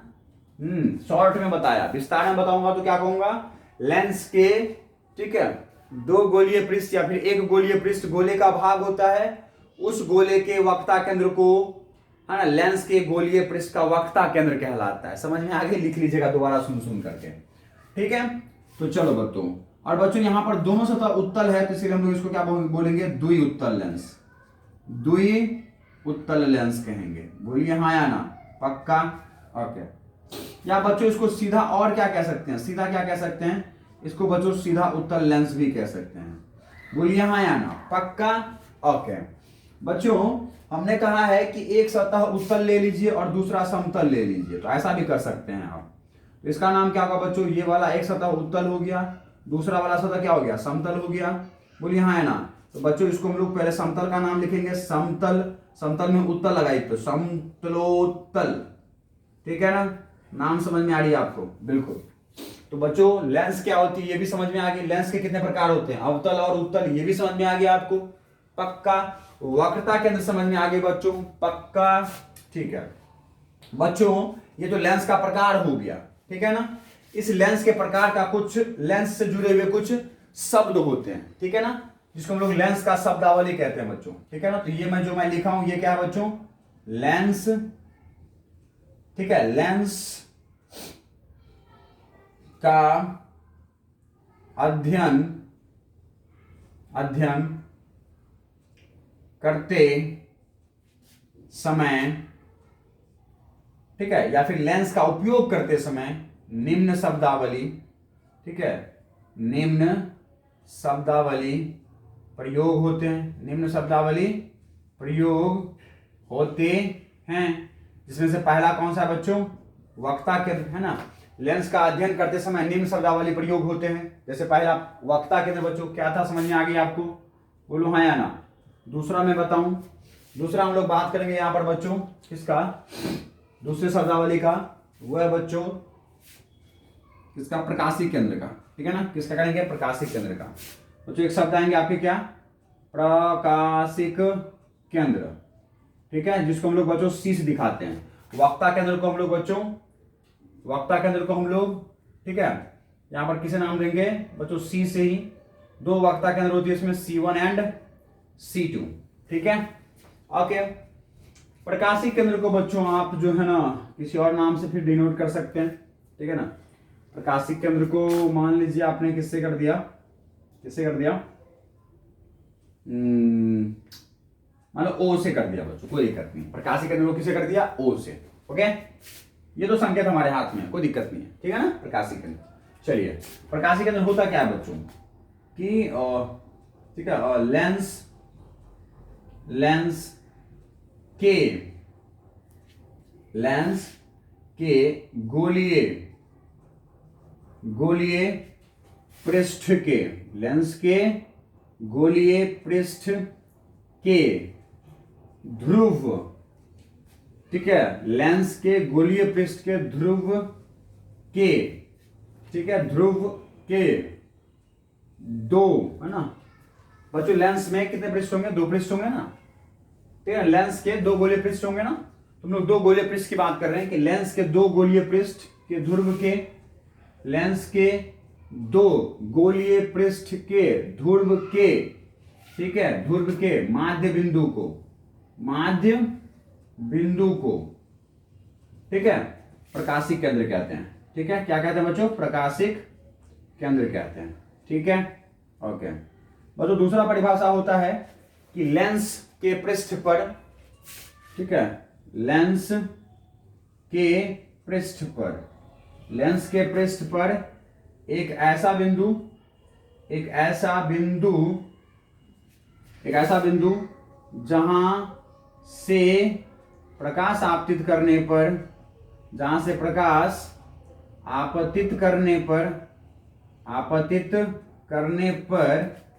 प्रकाश अपने पथ से, प्रकाश अपने पथ से बिना बिना विचलन के अपवर्तित हो जाता है, ठीक है, अपवर्तित हो जाता है, वह बिंदु, ठीक है ना, वह बिंदु प्रकाशिक केंद्र कहलाता है। वह बिंदु बच्चों क्या कहलाता है? प्रकाशिक और फिर केंद्र कहलाता है। समझ में आई बच्चों? इसको याद नहीं करना है, समझना है। देखिए ये हमारे पास लेंस था बच्चों, इस वक्रीय पृष्ठ से गोलीय पृष्ठ के ध्रुव होंगे। आपको पता है कि मध्य बिंदु को, केंद्र को हम लोग क्या बोलते हैं बच्चों? इस गोलीय पृष्ठ के केंद्र को हम लोग क्या बोलते हैं? ध्रुव बोलते हैं। इस गोलीय पृष्ठ के केंद्र को हम लोग बच्चों क्या बोलते हैं? ध्रुव कहते हैं। बोलिए। और इस ध्रुव के माध्य स्थिति को बच्चों हम लोग क्या बोलेंगे? प्रकाशिक केंद्र कहेंगे, जिसको हमने ओ से नाम दिया है। और इसको आप P1 कह सकते हैं, इसको आप P2 कह सकते हैं, कोई दिक्कत? या फिर बच्चों यह हमारे पास एक ऐसा बिंदु जहां पर अगर प्रकाश को, इस बिंदु पर अगर आपने प्रकाश को आपतित किया ना बच्चों, तो यह अपवर्तित होगा, क्योंकि लेंस तो पारदर्शी माध्यम का बना हुआ है। तो प्रकाश इस पे डालोगे, इस बिंदु से होते हुए अगर आपका प्रकाश आपतित हो रहा है, आपतित हो रहा है, तो अपवर्तन के पश्चात बिना अपने पथ से विचलित हुए चला जाए, तो वह बिंदु को आप क्या कहोगे? प्रकाशिक केंद्र कहोगे। समझ में आ गई? बिल्कुल। अवतल में इस तरह से दिखा रहे हैं और उत्तल में हम लोग इस तरह से दिखाएंगे, इस तरह से बच्चों, ठीक है ना। अगर आपने इस बिंदु से प्रकाश को आपतित किया किसी भी दिशा में, इस दिशा में किया, है ना, तो प्रकाश बिना विचलन का चला जाएगा बच्चों, ठीक है ना। तो ये हमारा प्रकाशिक केंद्र होता है। प्रकाशिक केंद्र कहाँ होता है? तो उत्तल में देख रहे हैं आप, या फिर कहो कि दो ध्रुवों के माध्य बिंदु को, है ना, बिल्कुल। माध्य मतलब मध्य में, बीच में दो ध्रुवों के मध्य बिंदु को हम लोग प्रकाशिक केंद्र कह देंगे। समझ आई बात? बिल्कुल, एकदम कंफर्म। ओके बच्चों, ये वक्ता केंद्र क्या होता है मैं बता चुका हूं आपको। अब हम लोग बच्चों बता रहे हैं तीसरा पॉइंट्स, मुख्य अक्ष। तीसरा पॉइंट्स मैं आपको क्या कह रहा हूं? मुख्य अक्ष, ठीक है बच्चों। कौन सा अक्ष? मुख्य अक्ष। मुख्य अक्ष क्या होता है बच्चों? लेंस के दो गोलीय पृष्ठ के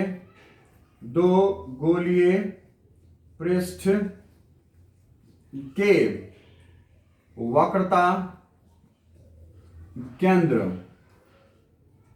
को मिलाने वाली रेखा, वक्ता केंद्र को मिलाने वाली, ठीक है, काल्पनिक रेखा। मतलब कल्पना करते हैं बच्चों, ऐसा नहीं कि वो मिलता हुआ दिखेगा अगर कहीं हम लोग प्रैक्टिकल कर रहे हैं लेंस को रख के। तो मिलाने वाली काल्पनिक रेखा, कौन सा रेखा? मिलाने वाली काल्पनिक रेखा क्या कहलाती है बच्चों? मुख्य अक्ष कहलाता है। क्या कहलाता है? हमारा मुख्य अक्ष कहलाता है। समझ में आ रही? क्या कहलाता है? मुख्य अक्ष कहलाता है। कोई दिक्कत नहीं होना चाहिए। देख रहे हैं बच्चों, यहां पर इस गोलीय पृष्ठ का जो है एक वक्ता केंद्र होगा जिसका नाम C1। इस गोलीय पृष्ठ का वक्ता केंद्र बच्चों यहां होगा C2। तो C1 और C2 को मिलाने वाली रेखा क्या कहलाती है? यही क्या कहलाता है? मुख्य अक्ष कहलाता है बच्चों। इस वाले पृष्ठ का है ना वक्ता केंद्र कहां होगा? यहां होगा, ठीक है। और इस गोलीय पृष्ठ का बच्चों वक्ता केंद्र कहां होगा? यहां होगा। बोलिए यहां है ना। इस C1 और C2 बिंदु को मिलाने वाली रेखा क्या है बच्चों? मुख्य अक्ष है। अब तक कितने बिंदु आ गए? वक्ता केंद्र आ गए, प्रकाशिक केंद्र आ गया, और हमारा मुख्य अक्ष आ गया। बोलिए हाँ है ना बच्चों? पक्का मिटा दिए जाए इन सबको। उम्मीद करता हूं ये सब समझ में आ रही होगी आपको। नहीं आए क्वेश्चन तो लेके आने हैं, नहीं लेके आएंगे तो मेरा क्या जाएगा? बोलिए हाँ है ना? बिल्कुल। तो आपको बच्चों लेके आने हैं क्वेश्चंस, ठीक है। चलिए आपके सारे क्वेश्चंस बच्चों स्वागत किए जाएंगे।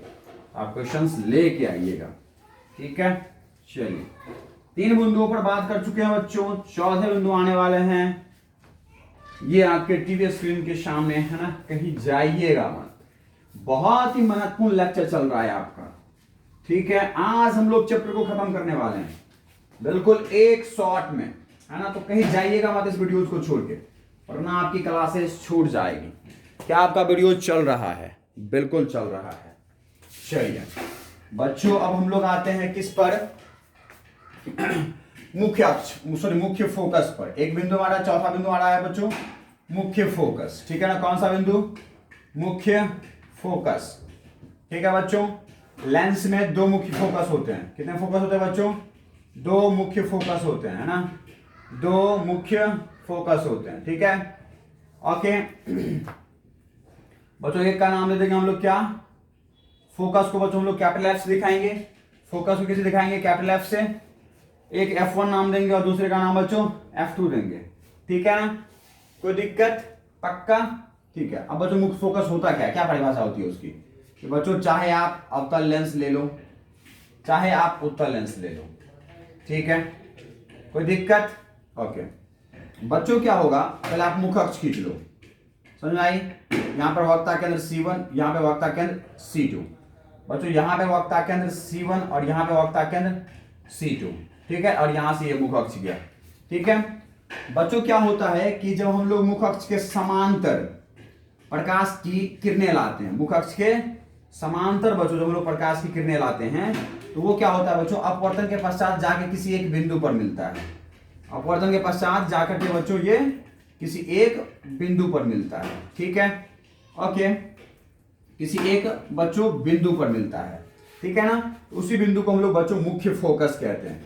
मतलब जब मुख्य अक्ष के समांतर प्रकाश की किरणें ली जाए और वो दोनों समांतर प्रकाश की किरणें जिस बिंदु पर जाके मिलती है बच्चों, उसको लोग मुख्य फोकस कहते हैं।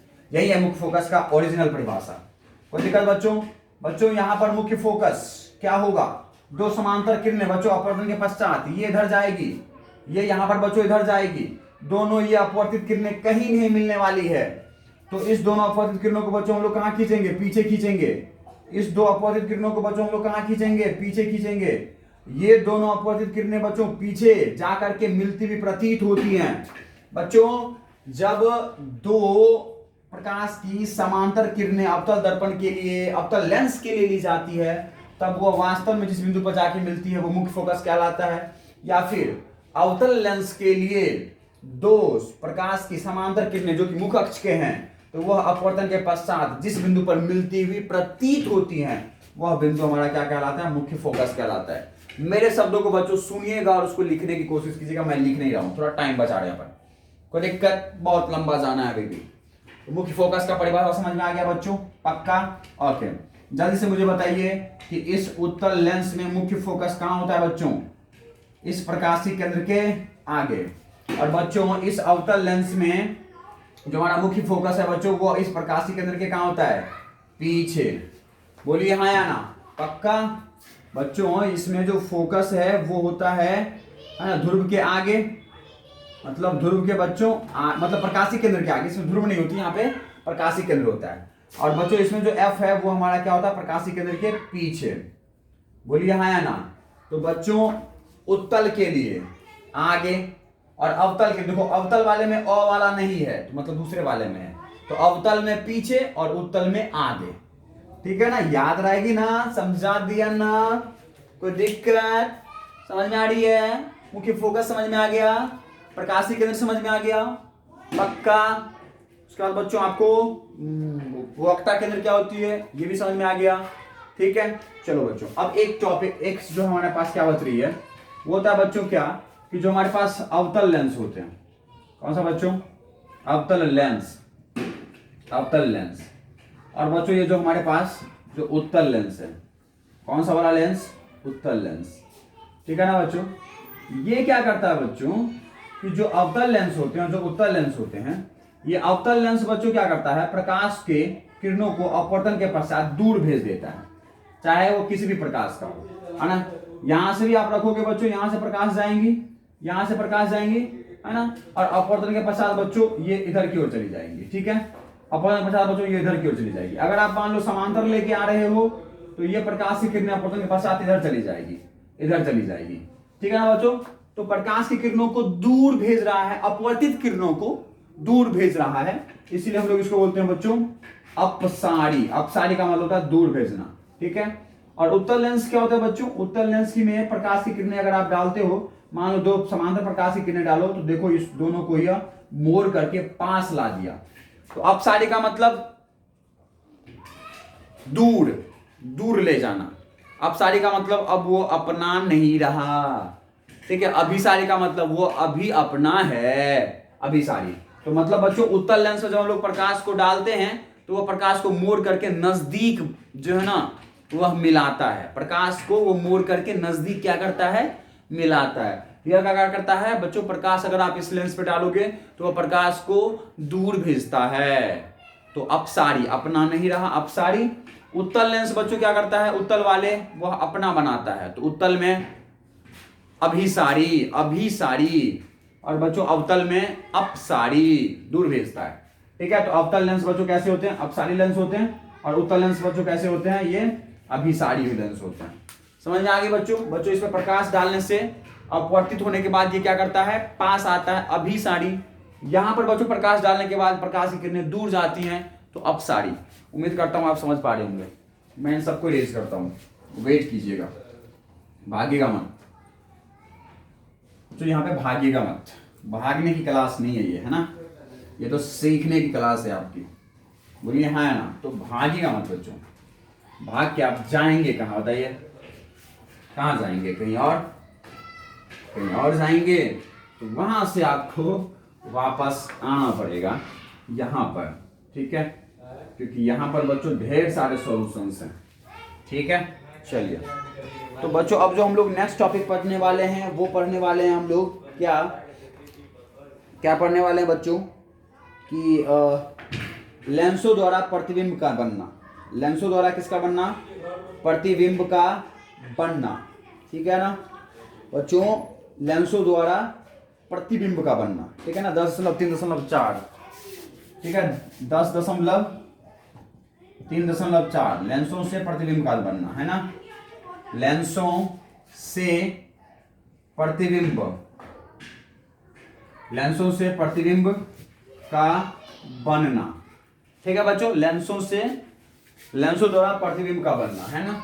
लेंसों द्वारा, है ना? लेंसों द्वारा प्रतिबिंब का बनना, है ना? और बच्चों जो 10.3.4 है आपका वो है क्या कि किरण आरेख का उपयोग द्वारा, किरण आरेख। ठीक है, किरण आरेख, किरण आरेख द्वारा, है ना? या फिर किरण आरेखों का प्रयोग द्वारा, या फिर किरण आरेखों द्वारा समझिए लेंसों से प्रतिबिंब बनना, है ना? लेंसों से प्रतिबिंब बनना, है ना? लेंसों से प्रतिबिंब बनना। बोलिए हाँ या ना? ये बच्चों दो टॉपिक हम लोग एक साथ समझेंगे। ठीक है ना? एक साथ समझेंगे बच्चों। लेंसों द्वारा प्रतिबिंब का बनना और बच्चों किरण आरेखों द्वारा लेंसों से प्रतिबिंब बनना। ठीक है ना? ये किरण आरेख द्वारा फिगर बनाएंगे और ये हम लोग बच्चों लेंस द्वारा प्रतिबिंब के बनने का टेबल बनाएंगे, सारणी बनाएंगे, जो कि आपने गोलीय दर्पण में बनाया था और वहां पे किरण आरेख दिखाया था। बच्चों इस टॉपिक को हम लोग एक साथ समझेंगे। इनसे पहले है बच्चों क्या कि एक तो बच्चों द्वारक रह गया है हमारा शब्दावली में। ठीक है ना? एक आप शब्दावली 4 हो चुके थे, तो अगर 5वां समझिएगा, है ना? एक हमारे पास बच्चों द्वारक भी होता है। ठीक है ना? तो ये द्वारक क्या होता है बच्चों? आपको पता है जो लेंस है हमारे वह गोलीय पृष्ठों से मिलकर बने हुए हैं। बोलिए हाँ या ना? बिल्कुल।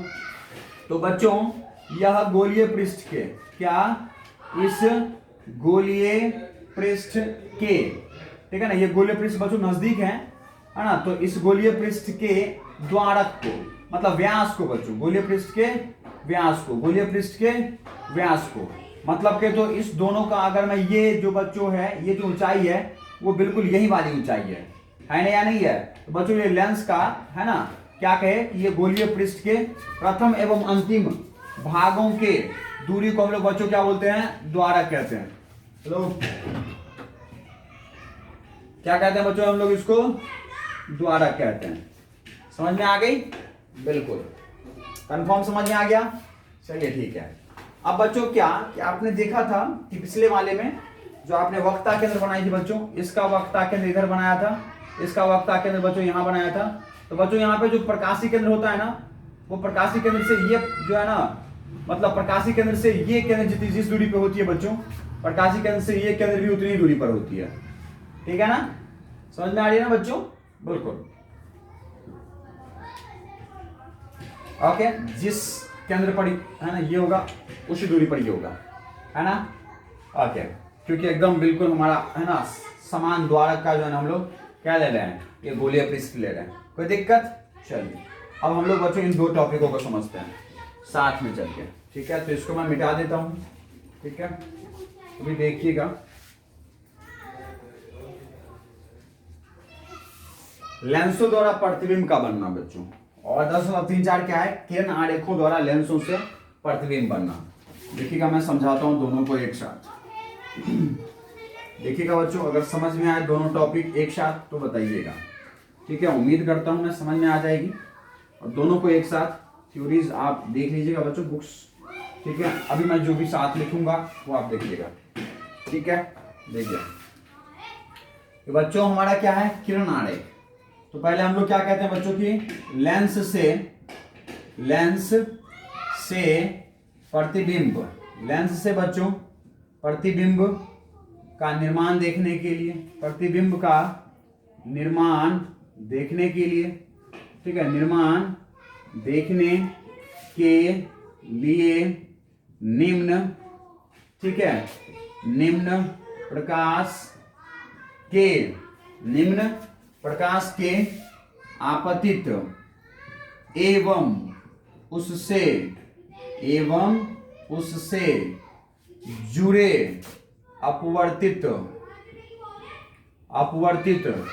दो किरणों का या फिर दो किरणों के आरेख का प्रयोग करते हैं, दो किरणों के आरेख का प्रयोग करते हैं। क्या देखना है बच्चों हमें, किसी लेंस से प्रतिबिंब का निर्माण, लेंस से प्रतिबिंब का निर्माण देखने के लिए निम्न प्रकाश के आपतित एवं उससे जुड़े हुए अपवर्तित दो किरणों के आरेख का प्रयोग करते हैं। निम्न में से पहला क्या है बच्चों कि लेंस के, आप अगर अवतल लेंस पर अगर आपने दो प्रकाश की किरणें लेके आया या फिर एक लेके आया, तो बच्चों वो अपवर्तन के पश्चात कहां से जाता है, मुख्य फोकस से जाता है उसके, ठीक है। इधर इसका F1 होगा बच्चों और इसका F2 होगा, ठीक है ना, मुख्य फोकस से जाता है। तो पहला ये बिंदु था, तो बच्चों ये मुख्य फोकस से जाता है। या फिर अवतल लेंस के लिए, कौन से लेंस के लिए, अवतल लेंस के लिए बच्चों, ये अगर आप मुख्य अक्ष के समांतर को किरणें लेते हैं तो अपवर्तन के पश्चात यह मुख्य अक्ष से, है ना, मुख्य फोकस से, है ना बच्चों, अगर आप मुख्य अक्ष के समांतर के प्रकाश की किरणें लेते हैं तो यह क्या होता है, अपवर्तन के पश्चात यह, ठीक है, किसी एक बिंदु से, मतलब मुख्य फोकस से होकर के जाके अपवर्तित होती है, ठीक है बच्चों। इसमें क्या है कि अवतल दर्पण में क्या होता है कि प्रकाश की मुख्य अक्ष के समांतर अगर आपने कोई प्रकाश का किरण लिया है तो अपवर्तन के पश्चात वह, है ना, मुख्य फोकस के बिंदु से आती हुई प्रतीत होती है, ठीक है ना। तो इस किरण का प्रयोग ले सकते हैं बच्चों, जिस तरह से हम लोगों ने गोले दर्पण में लिया था। इसमें दूसरा क्या है बच्चों, दूसरा क्या है कि अगर आप अवतल दर्पण के लिए प्रकाशीय केंद्र से प्रकाश को अगर आप आपतित करते हैं तो अपवर्तन के पश्चात वो उसी रेखा पर चला जाता है, ठीक है। चाहे वो आप अवतल दर्पण की भी बात करेंगे तो उसके प्रकाशीय केंद्र से अगर आप किसी प्रकाश को आपतित करते हैं तो अपवर्तन के पश्चात वो इसी रेखा पर चला जाता है, ठीक है ना। तीसरा बिंदु है बच्चों क्या, कि अगर आपने बच्चों, है ना, प्रथम, है ना, मतलब कि फोकस से अगर प्रकाश को होते हुए अगर आपने बच्चों आपतित किया है तो ठीक है, तो लेंस से अपवर्तन के पश्चात ये क्या हो जाता है बच्चों, ये लेंस से अपवर्तन के पश्चात क्या हो जाता है, ठीक है, ये लेंस से अपवर्तन के पश्चात क्या हो जाता है बच्चों, उत्तल लेंस के अपवर्तन से पश्चात ये मुख्य अक्ष के समांतर हो जाता है, ठीक है ना। ये बच्चों हमारा F1 है और इधर इसका कोई F2 होगा, है या नहीं है, बिल्कुल। या फिर अगर बच्चों हम लोग अवतल लेंस के लिए बात करें, इसके लिए अवतल लेंस के लिए, तो बच्चों इसका जो है ना फोकस पर आपतित करना है, बोलिए है ना, फोकस से होकर आपतित करना है, तो इधर बच्चों इसका F1 होगा, इधर इसका F2 होगा, बोलिए हाँ है ना, बिल्कुल। इस सतह का फोकस ये है बच्चों, इस सतह का फोकस ये है, तो मुझे दूसरे वाले सतह के फोकस से, इस दूसरे वाले के सतह के फोकस से प्रकाश आपतित करना है। देखिए ना, देखिए आप देखिए, ये एक गोला है, इस गोले का फोकस है ये, और इस गोले का फोकस तो बच्चों इधर है, तो आपको द्वितीय पृष्ठ के फोकस से, ये द्वितीय पृष्ठ है ना, इस द्वितीय पृष्ठ के फोकस से प्रकाश आपतित करना है, द्वितीय पृष्ठ के फोकस से। तो ये देखो बच्चों, ये देखो, आगे बढ़ाने के बाद आप लोग को दिखेगा कि ये प्रकाश आपतित हो रहा है, कैसे, फोकस से, देख रहे ना, ये फोकस पर वास्तविक रूप से तो आपतित नहीं हो पा रहा है, बल्कि फोकस से आपतित होता हुआ प्रतीत हो रहा है। तो आपको बच्चों बताओ कि अपवर्तन के पश्चात क्या हो जाएगा, ये समांतर हो जाएगा, समझ में आई। ये देखो बच्चों, आगे बढ़ाओगे तो देखो ये फोकस पर, दूसरे पृष्ठ के फोकस पर आपतित होता हुआ नजर आ रहा है, तो अपवर्तन के पश्चात ये क्या हो जाएगा, मुख्य अक्ष के समांतर हो जाएगा। समझ में आ रही है, बार बार समझना इसको, मैं बता रहा हूं, इसको क्या करना, बार बार समझना, बार बार प्रयोग करना इसको, है ना। तो बच्चों ये 1, ये 2 और ये एक 3, ठीक है ना। इन 3 प्रकाशिक, ठीक है, इस 3 प्रकाश किरणों का प्रयोग बच्चों हम लोग प्रयोग करके लेंस से प्रकाश के अपवर्तन से प्रतिबिंब का निर्माण देख सकते हैं। कोई दिक्कत, इन सबको मिटा दिया जाए। चलो ठीक है बच्चों, तो ये तो किरण आरेख हुआ, समझ गए ना। तभी मैंने कहा दोनों चीजों से हम लोग साथ के साथ समझते चलेंगे, है ना। टेबल भी बनाएंगे हम लोग और इस प्रकाश के किरण आरेख को भी देखेंगे साथ के साथ। ये तो प्रकाश का किरण समझ में आ गया बच्चों। इनमें से किसी 2 प्रकाश के किरणों का प्रयोग करके आप क्या करेंगे, प्रतिबिंब का निर्माण देख लेंगे। किस पर, लेंस से प्रतिबिंब का निर्माण किसी भी वस्तु का। बोलिए हाँ या ना। ठीक है, अभी देखिएगा बच्चों, अभी देखिएगा, साथ के साथ हम लोग सब कुछ चलाने वाले हैं, ठीक है। देखिएगा, तो सबसे पहले बच्चों हम लोग जो प्रतिबिंब का निर्माण देखेंगे वो किसे देखेंगे, किससे देखेंगे बच्चों, किससे देखेंगे बताइए, उत्तल लेंस से। कौन से लेंस से, उत्तल लेंस से, ठीक है, उत्तल। और मैंने आपको बता चुका था बच्चों कि उत्तल मतलब द्वि उत्तल, है ना। केवल उत्तल बोले तो द्वि उत्तल, द्वि उत्तल लेंस से प्रकाश का अपवर्तन, प्रकाश का अपवर्तन, ठीक है। आपका वीडियो चल रहा है बच्चों, कोई दिक्कत नहीं है, चलिए ठीक है। उत्तल लेंस से प्रकाश का अपवर्तन, ठीक है बच्चों। हम लोग क्या कर रहे हैं, किरण आरेख से भी देख रहे हैं। किससे देख रहे हैं बच्चों, किरण आरेख से। और दूसरा टेबल भी बना रहे हैं बच्चों। ये जो टेबल बनेगा वो क्या क्या बनेगा, एक तो होगी बच्चों बिंब की स्थिति, मतलब वस्तु की स्थिति, बिंब की स्थिति। एक तो होगी बच्चों प्रतिबिंब की स्थिति, ठीक है, प्रतिबिंब की स्थिति। एक होगी बच्चों किसकी, प्रतिबिंब का साइज, प्रतिबिंब का साइज, आकार, है ना। और एक होगा बच्चों प्रतिबिंब की प्रकृति, प्रतिबिंब की प्रकृति। या टेबल में हम लोग बच्चों 4 भाग बनाए हैं। अब देखते हैं किरण आरेख का प्रयोग बच्चों। उत्तल लेंस से प्रकाश के अपवर्तन को देखने के लिए हम लोग किरण आरेख क्या बनाएंगे। तो देखिए बच्चों, हम लोगों ने सबसे पहले उत्तल लेंस लिया, है ना, ये उत्तल लिया। इसमें बच्चों हमने क्या किया, देखिएगा बच्चों, यहां पर क्या होगा, ये C1 होगा, ठीक है। यहां पर क्या होगा बच्चों, थोड़ा सा पीछे लिया जाए, ठीक है। यहां कहीं क्या होगा, C1 होगा, ठीक है। यहां क्या होगा बच्चों, ये F1 होगा, ठीक है। यहां क्या होगा बच्चों, F2 होगा। और यहां क्या होगा, C2 होगा बच्चों। ये जो C2 है वो बराबर होगा किसके, 2F2 के, ठीक है बच्चों। ये जो दूरी होगी वो कुछ और नहीं बल्कि 2F2 होगा। और बच्चों ये जो प्रकाशी केंद्र C1 है वो कुछ और नहीं होगा बल्कि 2F1 होगा, ठीक है। ये जो दूरी होती है ना बच्चों, उसके 2 गुने दूरी होती है 2F1, ठीक है ना। इस पर रखा हमने F2 और 2F2। इनके पदों में हम लोग बच्चों क्या लेते हैं, प्रतिबिंब का निर्माण लेते हैं। तो सबसे पहले ले रहे हैं हम लोग बच्चों U को कहां ले, वस्तु को कहां ले रहे हैं हम लोग, अनंत पे। तो उसका प्रतिबिंब कहां बनेगा बच्चों, फोकस पे बनता है, ठीक है। बिल्कुल, ये देखो वस्तु को लिए, तो आप वस्तु को जो अनंत पे रखा हुआ है उससे प्रतिबिंब का निर्माण देखने के लिए कितने प्रकाश की किरणें लोगे बच्चों, 2। अब पता है आपको, अनंत से कोई भी 2 प्रकाश की किरणें लो बच्चों, वो दोनों कैसे आएंगे, समांतर आएंगे एक दूसरे के, है या नहीं है। और समांतर आएंगे तो मुख्य अक्ष के समांतर आए। तो बच्चों ये अपवर्तन के पश्चात कहां से चला गया, इस फोकस से चला गया, ठीक है ना। अपवर्तन के पश्चात बच्चों ये इस फोकस से चला गया। तो देख लीजिए प्रतिबिंब, और जिस बिंदु पर 2 अपवर्तित किरणें मिल जाती है वहीं पर बच्चों किसका निर्माण होता है, प्रतिबिंब का निर्माण होता है। बोलिए हाँ या ना। तो हम लोग इसमें लिखने वाले हैं बच्चों, सबसे पहली स्थिति क्या, कि वस्तु को हमने कहां रखा, हमने अनंत पे रखा। तो बच्चों प्रतिबिंब की स्थिति क्या बनी, F2 बनी। बोलिए हाँ या ना। ओके, प्रतिबिंब का साइज क्या बना बच्चों, बिंदुवत, बिंदुवत बना, है ना। कैसी बनी, बिंदुवत बना। बोलिए हाँ या ना। ओके, और बच्चों उसका जो है ना साइज में उसकी प्रकृति क्या थी, प्रकृति क्या थी, कि यह बच्चों बिल्कुल वास्तविक था, क्योंकि वास्तव में जो है ना ये 2 अपवर्तित किरणें मिल रही है, ठीक है। और बच्चों जब भी प्रतिबिंब आपका वास्तविक होगा तो वह जो है प्रतिबिंब उल्टा होगा, ठीक है ना। और बिंदु का मतलब, बिंदुवत का मतलब होता है बच्चों बहुत छोटा, कौन सा वाला छोटा? बहुत छोटा। ठीक है, ओके। दूसरी स्थिति बच्चों, ये हमने उत्तल दर्पण लिया, ठीक है। इस उत्तल में अब हमने बच्चों इस बार वस्तु को कहाँ रखा? कहाँ रखा? मैं इसी में आरेख को मिटाता जाता हूँ बच्चों, और इसी में हम लोग एक में देख लेते हैं, ठीक है, बिल्कुल एक में देख लेते हैं, ठीक है, वरना बार बार मेरे को फिगर बनानी पड़ेगी, है ना।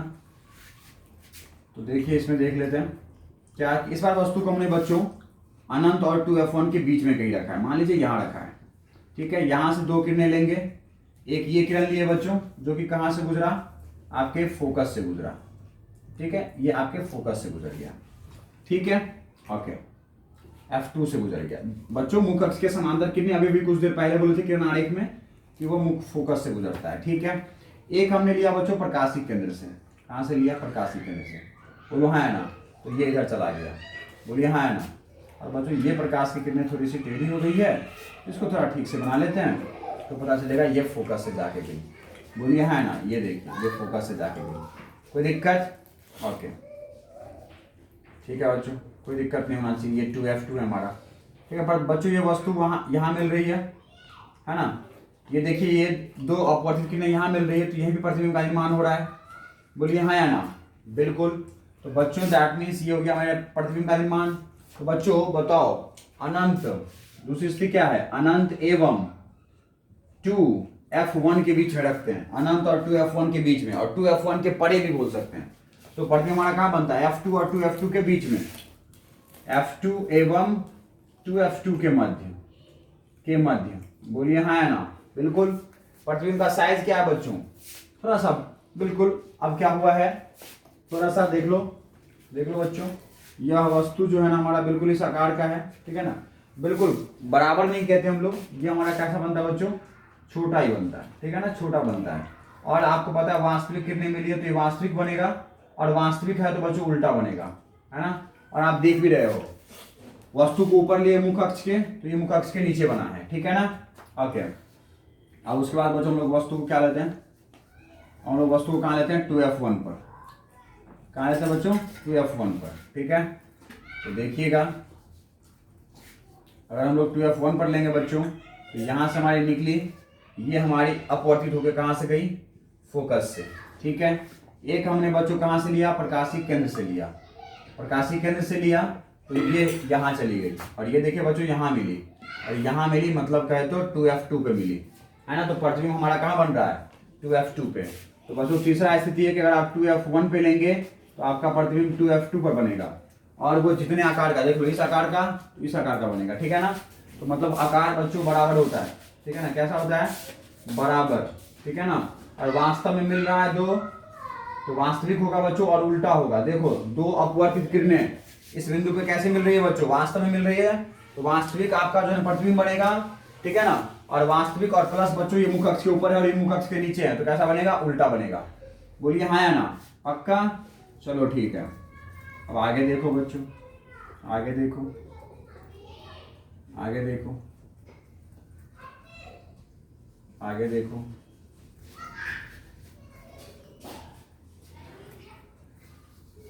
अब हम लोग बच्चों वस्तु को कहां ले रहे हैं? 2F1 और F1 के बीच में, ठीक है। यहां से हमने एक किरण लिया, तो बच्चों ये फोकस से होके गुजर गया। बोलिए हाँ है ना? बिल्कुल। एक हमने प्रकाशिक केंद्र से लिया बच्चों, है या नहीं है? तो यहां चला गया। तो देखिए ये दो किरणें यहां जाके मिली, तो यहां जाके मिली मतलब 2F2 के बाद बन रहा है बच्चों प्रतिबिंब हमारा। तो अगर आप, चौथा बिंदु है कि अगर आप प्रकाश की किरणों को 2F1 एवं F1 के मध्य लेते हैं, 2F1 और F1 के मध्य लेते हैं, तो आपकी प्रतिबिंब 2F2 और अनंत के बीच में बनती है। 2F2 मतलब क्या? तो 2F2 के परे बनती है। बोलिए हाँ है ना? बाद में बनती है। और प्रतिबिंब कैसा बनेगा? देखिए वस्तु इतना बड़ा और प्रतिबिंब इतना बड़ा, मतलब बड़ा बन गया, ठीक है ना बच्चों। कैसा बन गया? ये बड़ा बन गया, ठीक है। और वास्तव में मिल रहा है ना ये दो किरणें, अपवर्तित किरणें, तो ये वास्तविक बनेगा। बोलिए हाँ या ना? और बच्चों कैसा बनेगा? ये उल्टा बनेगा। बोलिए कोई दिक्कत नहीं होना चाहिए। अब बच्चों आप वस्तु को कहाँ रखेंगे? फोकस पे, ठीक है ना। कहाँ रखेंगे? फोकस पर, ठीक है, फोकस पर रखिए। तो बच्चों फोकस पे रखेंगे तो एक आपने समांतर किरणें लिया जो कि फोकस से होके चला गया, बोलिए है ना। एक आपने बच्चों प्रकाशीय केंद्र से लिया, बोलो, तो एक आपका इधर चला गया। ठीक है, ये दो किरणें बच्चों आपको दिख रही है क्या, यह दो किरणें समांतर जाने वाली है, ये दो किरणें समांतर जाने वाली है, देखो, है ना। तो अगर दो समांतर जाएंगे बच्चों तो पांचवा पॉइंट हमारा कि जब आप वस्तु को कहाँ रखोगे, F1 पे रखोगे तो आपका प्रतिबिंब की स्थिति कहाँ पर बनेगा, अनंत पर। ठीक है, और अनंत पे बच्चों आपको पता है कि बहुत बड़ा, भाई अनंत पे तो बहुत बड़ा बनेगा। और कैसे, देखो ये अनंत पे जाके मिलेगी तो देखो ये मुख अक्ष से बिल्कुल नीचे जाता जा रहा है और वस्तु आपका इतना ही बड़ा है तो ये बहुत बड़ा बनेगा। ठीक है ना। और बच्चों अनंत पर दो रेखाएं वास्तव में मिलती हुई मानी जाती है, वास्तव में मिलती है, तो दैट मींस आपका प्रतिबिंब बच्चों कैसा होगा, वास्तविक होगा। और वास्तविक होगा तो फिर उल्टा होगा, बोलिए हाँ या ना, बिल्कुल। अब छठा बिंदु की बात करेंगे हम लोग, वो है बच्चों क्या कि फोकस और प्रकाशीय केंद्र जो हमारा O था उसके बीच में लाना वस्तु को। तो हम लोग बच्चों यहां ले आया उस बार वस्तु को, बोलो हाँ या ना, बिल्कुल। तो अब देखते हैं भैया कौन सी घटना होती है। ठीक है, अब देखते हैं बच्चों कि हमारे कौन सी घटना होती है ऐसा। ठीक है, तो देखिएगा, देखिएगा बच्चों, हमने यहां से एक समांतर किरणें लिया तो जो कहां से गया बच्चों, फोकस से होके गया। एक हमने बच्चों प्रकाशीय केंद्र से लिया, कहां से लिया, प्रकाशीय केंद्र से, तो ये हमारा प्रकाशीय केंद्र है। बच्चों प्रकाशीय केंद्र से होता हुआ ये इधर चला गया, ये देखिए। तो आप देख रहे हैं दो किरणों के बीच में जो बच्चों दूरियां हैं वो क्या हो रही है, बढ़ रही है, मतलब वो अनंत पे जाके नहीं मिलने वाला है। तो इस दो किरणों को हम लोग बच्चों कहाँ बढ़ाएंगे, पीछे बढ़ाएंगे, बोलो हाँ या ना। इन दो किरणों को बच्चों हम लोग पीछे बढ़ा रहे हैं। ठीक है, इन दो किरणों को बच्चों हम लोग पीछे बढ़ा रहे हैं। ठीक है, पीछे बढ़ाए, पीछे बढ़ाए, ये देखो यहाँ मिल गया, मतलब बच्चों यहाँ मिल गया, ये देखो कि आपके ये लेंस में आपके जो है ना बिल्कुल कैमरे में विजिबल है, यहाँ बन रहा है बच्चों, बोलिए हाँ या ना।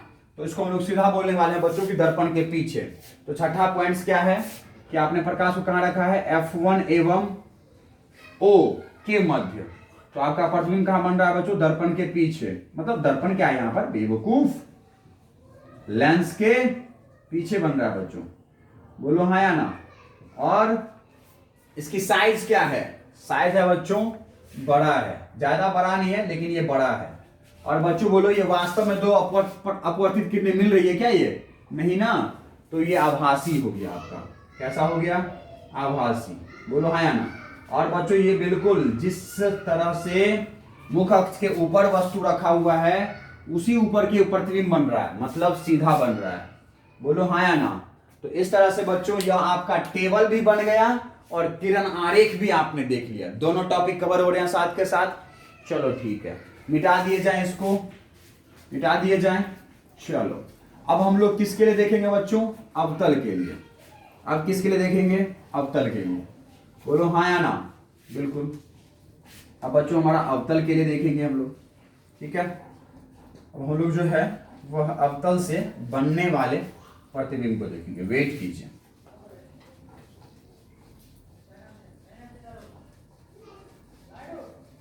वेट कीजिए बच्चों।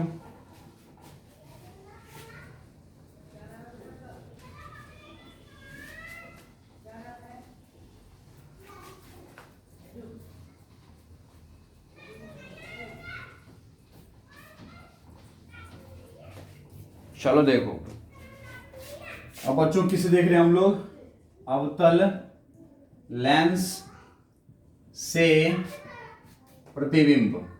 ठीक है, अवतल लेंस से प्रतिबिंब का निर्माण और उसके साथ साथ किरण आरेख द्वारा प्रतिबिंब का निरूपण, है ना। तो ठीक है, देखिएगा बच्चों हमने बनाया ये कौन सा लेंस, अवतल लेंस। ठीक है, बना दिया, ओके बच्चों। अवतल लेंस बनाने के बाद मुख अक्ष खींच दिया। ठीक है, इस पर हमने बच्चों क्या दिखा दिया, F1, और इधर क्या बचा बच्चों, दिखा दिया हमने 2F1। ठीक है, इधर बच्चों हमने दिखा दिया F2 और इधर हमने दिखा दिया क्या बच्चों, 2F2, बोलिए हाँ या ना, बिल्कुल। बच्चों इस बार हमने क्या किया, अनंत पे लिया, कहां पर लिया, अनंत पे लिया, मतलब अनंत पे लिया। तो अनंत की किरणें कैसे आएंगी बच्चों, बिल्कुल समांतर आएंगी, बोलिए हाँ या ना। आपको पता है ये समांतर आने के बाद क्या हो जाती है, बिल्कुल दूर चली जाती है। और दूर चले जाने के बाद बच्चों ये कहीं मिलता हुआ प्रतीत होता है, कहां पर, फोकस पे। ये देखिए कहां मिलता हुआ प्रतीत होगा बच्चों, देखो फोकस पे, बोलो हाँ या ना, ये कहां मिलता हुआ प्रतीत हो रहा बच्चों, फोकस पर, फोकस के बिंदु पर। तो हम लोग टेबल क्या बनाए, वही वाली बात पहले की तरह ही बच्चों, पॉइंट्स उतने ही आएंगे। प्रतिबिंब यू की स्थिति, मतलब बिंब यू की स्थिति, प्रतिबिंब भी की स्थिति, उसका बच्चों साइज आएगा और उसकी क्या आएगी, प्रकृति आएगी। तो अपने टेबल में ये मत लिख लेना बच्चों, मैंने शॉर्ट में लिखा है टाइम बचाने के लिए, है ना, पहले की तरह ही टेबल को बनाना, आप समझ गए ना। बिल्कुल। आपका वस्तु कहां बनेगा बच्चों, वस्तु कहां होगा, अनंत पे। प्रतिबिंब कहां बन रहा है बच्चों, फोकस पे, मतलब F2 पर। साइज क्या है इसका, बिल्कुल बिंदुवत, बिल्कुल बिंदुवत है या नहीं है, मतलब कह तो बिल्कुल बहुत ही छोटा। और बच्चों प्रकृति कैसा है, वास्तव में मिल रहा है क्या ये दो अपवर्तित किरणें, नहीं ना, तो मतलब बनेगा ना आभासी, बोल लो। और बच्चों अगर आभासी बन गया मतलब कैसा बन रहा है ये, सीधा, ठीक है ना। ओके, अब बच्चों आ जाओ कहां, अनंत से आगे तुम कहीं भी ले लो, अनंत से आगे तुम क्या करो, कहीं भी ले लो बच्चों, ठीक है ना, कहीं भी ले लो, कहीं भी तुम क्या करो, ले लो। मान लो हमने 2F1 और F1 के बीच में ले लिया, 2F1 और F1 के बीच में ले लिया, ठीक है, कहीं भी ले लो, कहीं भी ले लो, ले लो भाई, ले लो 2F1 और F1 के बीच में ले लिया, ठीक है। ओके, यहां पे ले लिया। तो बच्चों हमने एक समांतर किरणें लाई जो कि कहां चला गया, अपवर्तन के पश्चात, बिल्कुल फोकस पे जाके होने वाला है। देख रहे हो आप, फोकस के पीछे बढ़ाओ, ये फोकस पे जाके जो है ना अंतरित होने वाला है, बोलो हाँ या ना। एक बच्चों आप कौन सा किरण लोगे, एक लोगे प्रकाशीय केंद्र, कहां से, प्रकाशीय केंद्र से। तो ये अप है ना, अपवर्तन के पश्चात बच्चों प्रकाशीय केंद्र से होते हुए ही चला जाएगा, बोलो हाँ या ना। और बच्चों इसका मतलब हुआ कि यही आपतित किरण का रेखा है और यही अपवर्तित किरण का। बच्चों इस अपवर्तित किरण को जब पीछे बढ़ाओगे तो यही तो है अपवर्तित किरण, देखो। और ये दोनों बिंदु जहां पर मिलते हैं बच्चों, दो अपवर्तित किरणें, ये अपवर्तित किरण और आपतित जिस रेखा पर हुआ था बच्चों उसी पर अपवर्तित हुआ है। तो अपवर्तित वाला रेखा ही जो है ना आपतित वाला रेखा है, या फिर आपतित वाला ही अपवर्तित वाला रेखा है। तो दो अपवर्तित किरणें बच्चों जहां मिलती है वहां पे किसका निर्माण होता है, प्रतिबिंब का, बोलो हाँ या ना। तो देख लो, वस्तु जितना बड़ा उसके छोटा प्रतिबिंब बना। तो मतलब बच्चों वस्तु को आप कहीं भी रख लो, अनंत एवं किसके बीच, ओ के मध्य, प्रकाशिक केंद्र के मध्य। आपका जो प्रतिबिंब है बच्चों वो कहां बनेगा, F2 एवं O के मध्य। सभी प्रतिबिंब बच्चों इसके लिए प्रतिबिंब कहां बनेगा बच्चों, F1 पर बनेगा। यस आप कह रहे थे, मैं सुन नहीं पाया था, है ना, बिल्कुल। और बच्चों यहां पर अनंत और F1 के बीच में कहीं भी रख लो, मतलब अनंत और O के बीच में, है ना, कहीं भी रख लो आप, आपका प्रतिबिंब F1 और O के बीच में बनेगा, है ना। तो F1 एवं O के बीच में बनेगा, है ना। और बच्चों कैसा बनेगा, आकार इस पर बिंदुवत नहीं होगा बल्कि क्या होगा, छोटा होगा बच्चों, बोलो हाँ या ना। और आभासी है या वास्तविक है, दो अपवर्तित किरणें वास्तव में मिल नहीं रही है, तो बच्चों ये आभासी है, बोलो हाँ या ना, बिल्कुल। और अगर बच्चों आभासी है तो मतलब कैसा है, सीधा, और देख भी रहे हो तुम सीधा है, देखो ये भी मुख अक्ष के, वस्तु भी मुख अक्ष के ऊपर और प्रतिबिंब हमारा मुख अक्ष के ऊपर बन रहा है, बोलो हाँ या ना। तो साथ के साथ टेबल भी खत्म और साथ के साथ किरण आरेखों द्वारा, है ना, हमारे प्रतिबिंबों का निरूपण भी खत्म, ठीक है बच्चों। तो 10.3.5 और 10.3 जो है ना आपके और 4 ये भी खत्म हो गया, ठीक है। मैं इनको मिटा दूं, अपनी वीडियो चल रही है बच्चों, बिल्कुल चल रही है, सब दिख रहा है आपको, बिल्कुल। हाँ भाई, कैमरे वाले को तो सब कुछ दिखता ना, बिल्कुल सर, कैमरे वाले को तो बिल्कुल सब कुछ दिखता है सर। हमने भी कहा हाँ भाई सब कुछ दिखता है कैमरे वाले को, बोलिए हाँ है ना, बिल्कुल। अभी बच्चों देखिएगा, मैं जो है वो आपको अभी बिल्कुल चैप्टर के अंत तक पहुंचाता हूं, ठीक है। अब हम लोग नेक्स्ट टॉपिक स्टार्ट करने वाले हैं बच्चों, ठीक है। भागिएगा मत, पूरा क्लास लीजिएगा बच्चों, भाग के जाना नहीं है कहीं, जाइएगा मत। आज तो क्लास बिल्कुल खत्म होके रहेगा, है ना, टॉपिक आपकी खत्म होके रहेगी बच्चों। गोलीय लेंस के लिए चिन्ह परिपाटी, अब जो है बच्चों वो है 10.3.6, ठीक है। वो है बच्चों गोलीय लेंस के लिए, किसके लिए, इसके लिए गोलीय लेंसों के लिए चिन्ह परिपाटी, ठीक है, चिन्ह परिपाटी है या नहीं है बच्चों? गोलीय लेंस के लिए चिन्ह परिपाटी क्या है बच्चों? गोलीय लेंस के लिए चिन्ह परिपाटी वही है।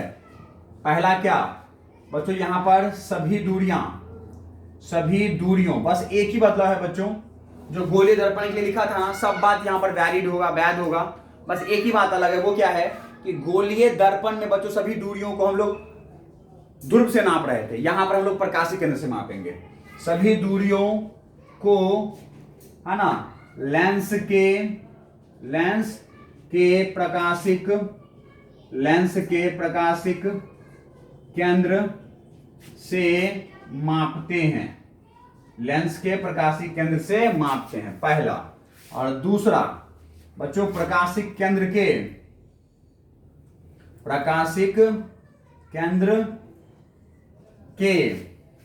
बाईं ओर वस्तु या फिर कहे तो बिंब को रखा जाता है, ठीक है। और तीसरा बच्चों कि प्रकाशिक केंद्र के, ठीक है ना, केंद्र के अग्रभाग को पॉजिटिव एक्स अक्ष माना जाता है, ठीक है। और पीछे, है ना बच्चों, प्रकाशिक केंद्र के पीछे दूरियों को ऋणात्मक एक्स अक्ष माना जाता है, ठीक है, पक्का, ओके। और बच्चों चौथा क्या है कि मुख्य अक्ष के ऊपर सभी ऊंचाइयां, है ना, पॉजिटिव एवं उसके नीचे, मतलब मुख्य अक्ष के नीचे, ठीक है, सभी दूरियां, है ना, सभी दूरियों को क्या लेते हैं बच्चों? निगेटिव वाई अक्ष मानते हैं, ठीक है ना, वाई अक्ष मानते हैं या फिर नेगेटिव लेते हैं ना, मानते हैं, ठीक है, ओके। नेगेटिव, ठीक है, पॉजिटिव एवं उसके नीचे सभी दूरियों को, ठीक है, नेगेटिव चिन्ह मानते हैं, ठीक है। ये बच्चों कितने पॉइंट्स में हो गई? 4 पॉइंट्सों में। उम्मीद करता हूं आप इस बात को समझ पा रहे होंगे। लेंसों के लिए चिन्ह परिपाटी, तो बच्चों लेंसों के लिए चिन्ह परिपाटी बिल्कुल खत्म हो चुकी है, ठीक है ना। इस टॉपिक को मिटा दिया जाए, 10.3.6 आपका खत्म हो चुका है। अगर कुछ इसमें हो ज्यादा, बुक्स को देखिएगा एक बार, और कुछ ज्यादा हो तो मेरे से पूछिएगा, ठीक है। हम आपके लिए बिल्कुल हमेशा खड़े हैं, बस आप हमें याद करके देखिएगा, है ना, बिल्कुल। चलिए बच्चों, अब आगे हम लोग बातें करेंगे, वो है नेक्स्ट टॉपिक, और वो है बच्चों लेंस सूत्र एवं आवर्धन। यही है ना, बिल्कुल बच्चों, लेंस सूत्र एवं आवर्धन, ठीक है, ओके। तो बच्चों लेंस सूत्र एवं आवर्धन देखिएगा,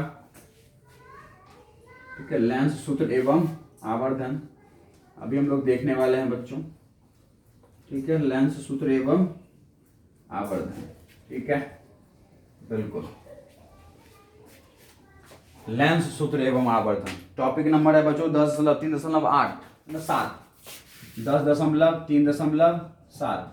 ठीक है। क्या है बच्चों? लेंस सूत्र एवं आवर्धन, बोलिए हाँ या ना, बिल्कुल यही है, ठीक है बच्चों।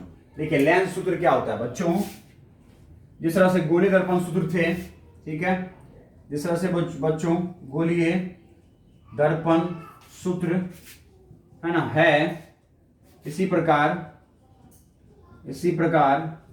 लेंस सूत्र है, इसी प्रकार लेंस सूत्र है, ठीक है। इसी प्रकार क्या है बच्चों? लेंस सूत्र है। लेंस सूत्र बच्चों क्या है कि वस्तु की प्रकाशिक केंद्र से दूरी, वस्तु की प्रकाशिक केंद्र से दूरी यू लेते हैं बच्चों, ठीक है, ओके। प्रतिबिंब की प्रकाशिक केंद्र से दूरी, ठीक है, प्रकाशिक केंद्र से दूरी भी लेते हैं बच्चों, ठीक है। तीसरा है बच्चों हमारा क्या कि प्रकाशिक केंद्र से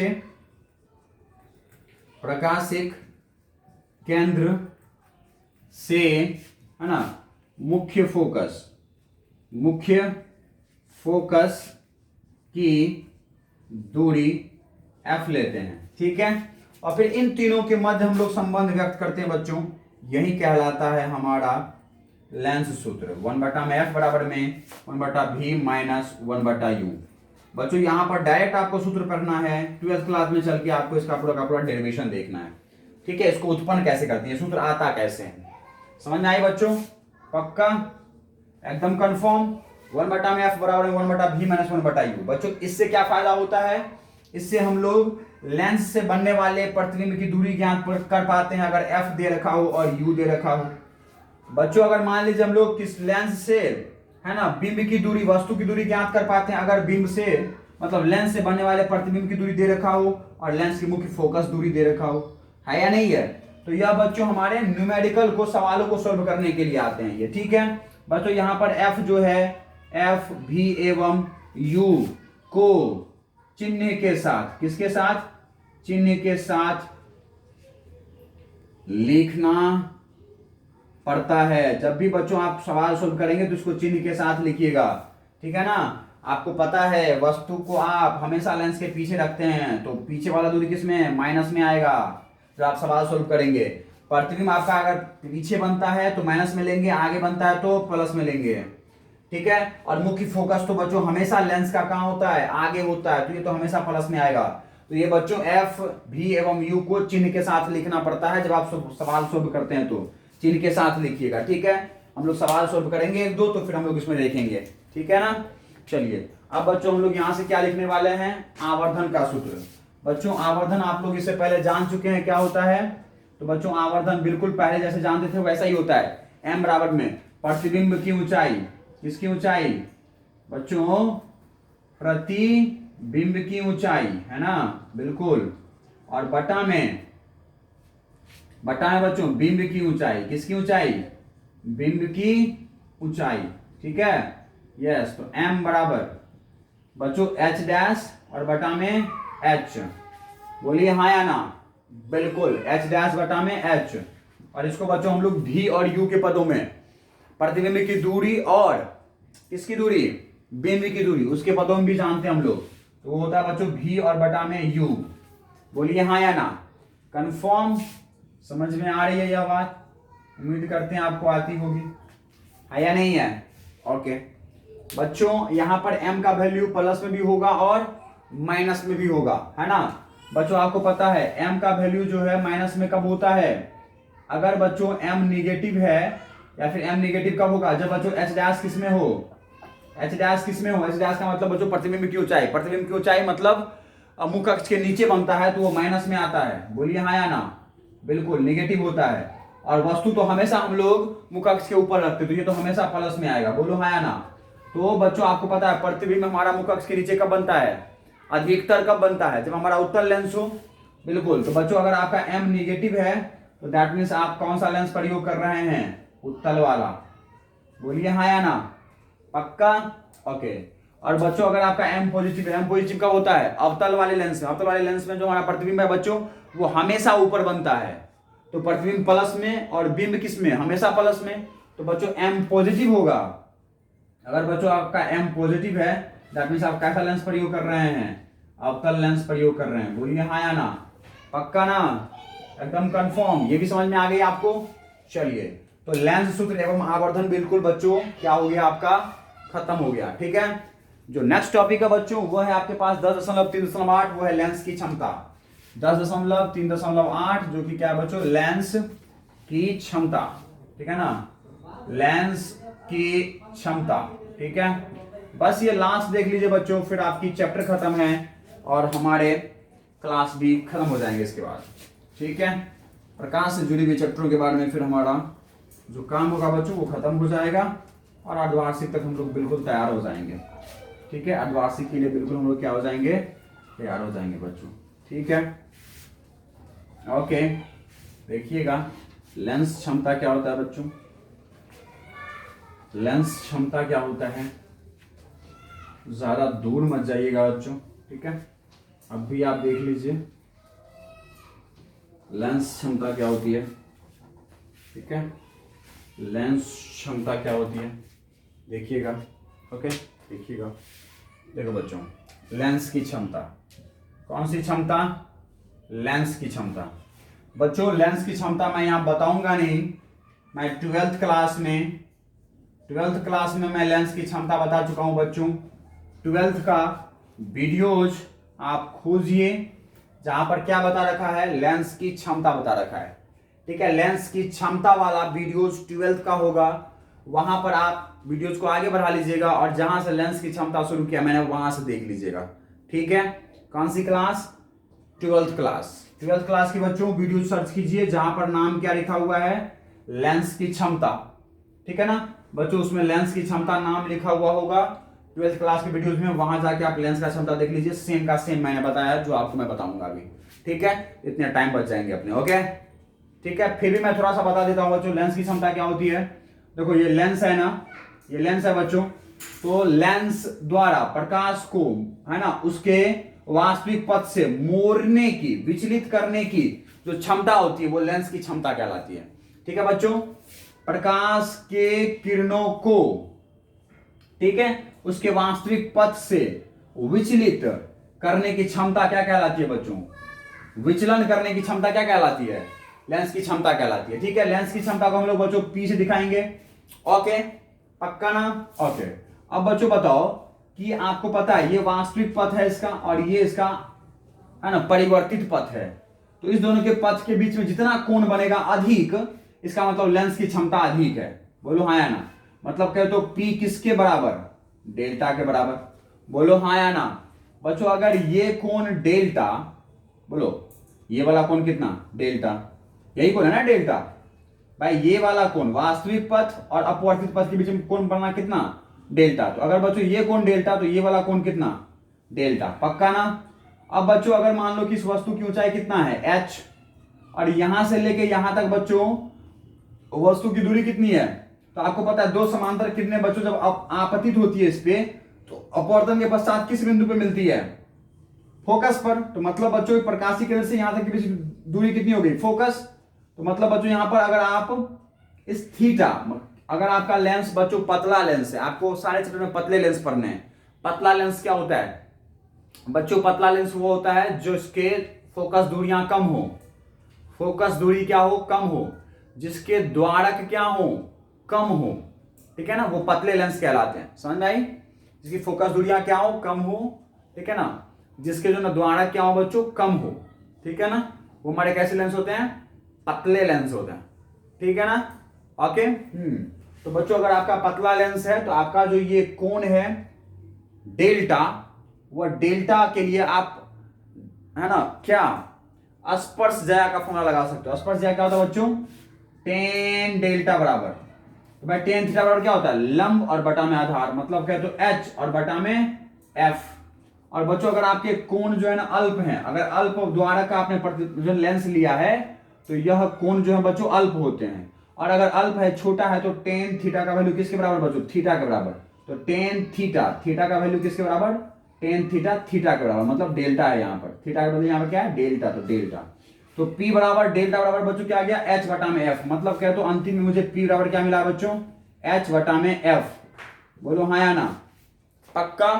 ओके, तो बच्चों अगर आपने वस्तु की ऊंचाई 1 मीटर ले ली, कितनी ले ली, 1 मीटर ले ली, इकाई ले लिया, तो बच्चों यहां से आपका लेंस की क्षमता क्या आ जाएगा, 1 और बटा में F। बोलो हाँ या ना, 1 और बटा में F। ठीक है बच्चों, आपने वस्तु की ऊंचाई कितनी ले ली, इकाई ले ली, तो लेंस की क्षमता P बराबर क्या आ गया, 1 बटा में F। ठीक है, यस। तो बच्चों यहां पर जो लेंस की क्षमता है उसकी मात्रा क्या होती है, डायोप्टर होता है बच्चों, डायोप्टर। ठीक है ना, डायोप्टर होता है। ओके, और बच्चों ये जो फोकस है वो किस में मापते हैं? मीटर में। तो जब आप फोकस दूरी को मीटर में मापोगे तो आपका जो लेंस का क्षमता आएगा बच्चों वो क्या आएगा? डायोप्टर में आएगा। मतलब लेंस की क्षमता का जो मात्रक होता है क्या होता है बच्चों? डायोप्टर। कब? जब फोकस को किस में मापते हो? मीटर में। समझ में आई पक्का? 12th की क्लास में जाके पूरे वर्णन तरीके से आप लेंस की क्षमता वाला वीडियोस ढूंढिए और वहां से देखिए। Okay, thank you very much. Chapter खत्म हो चुका। Thank you.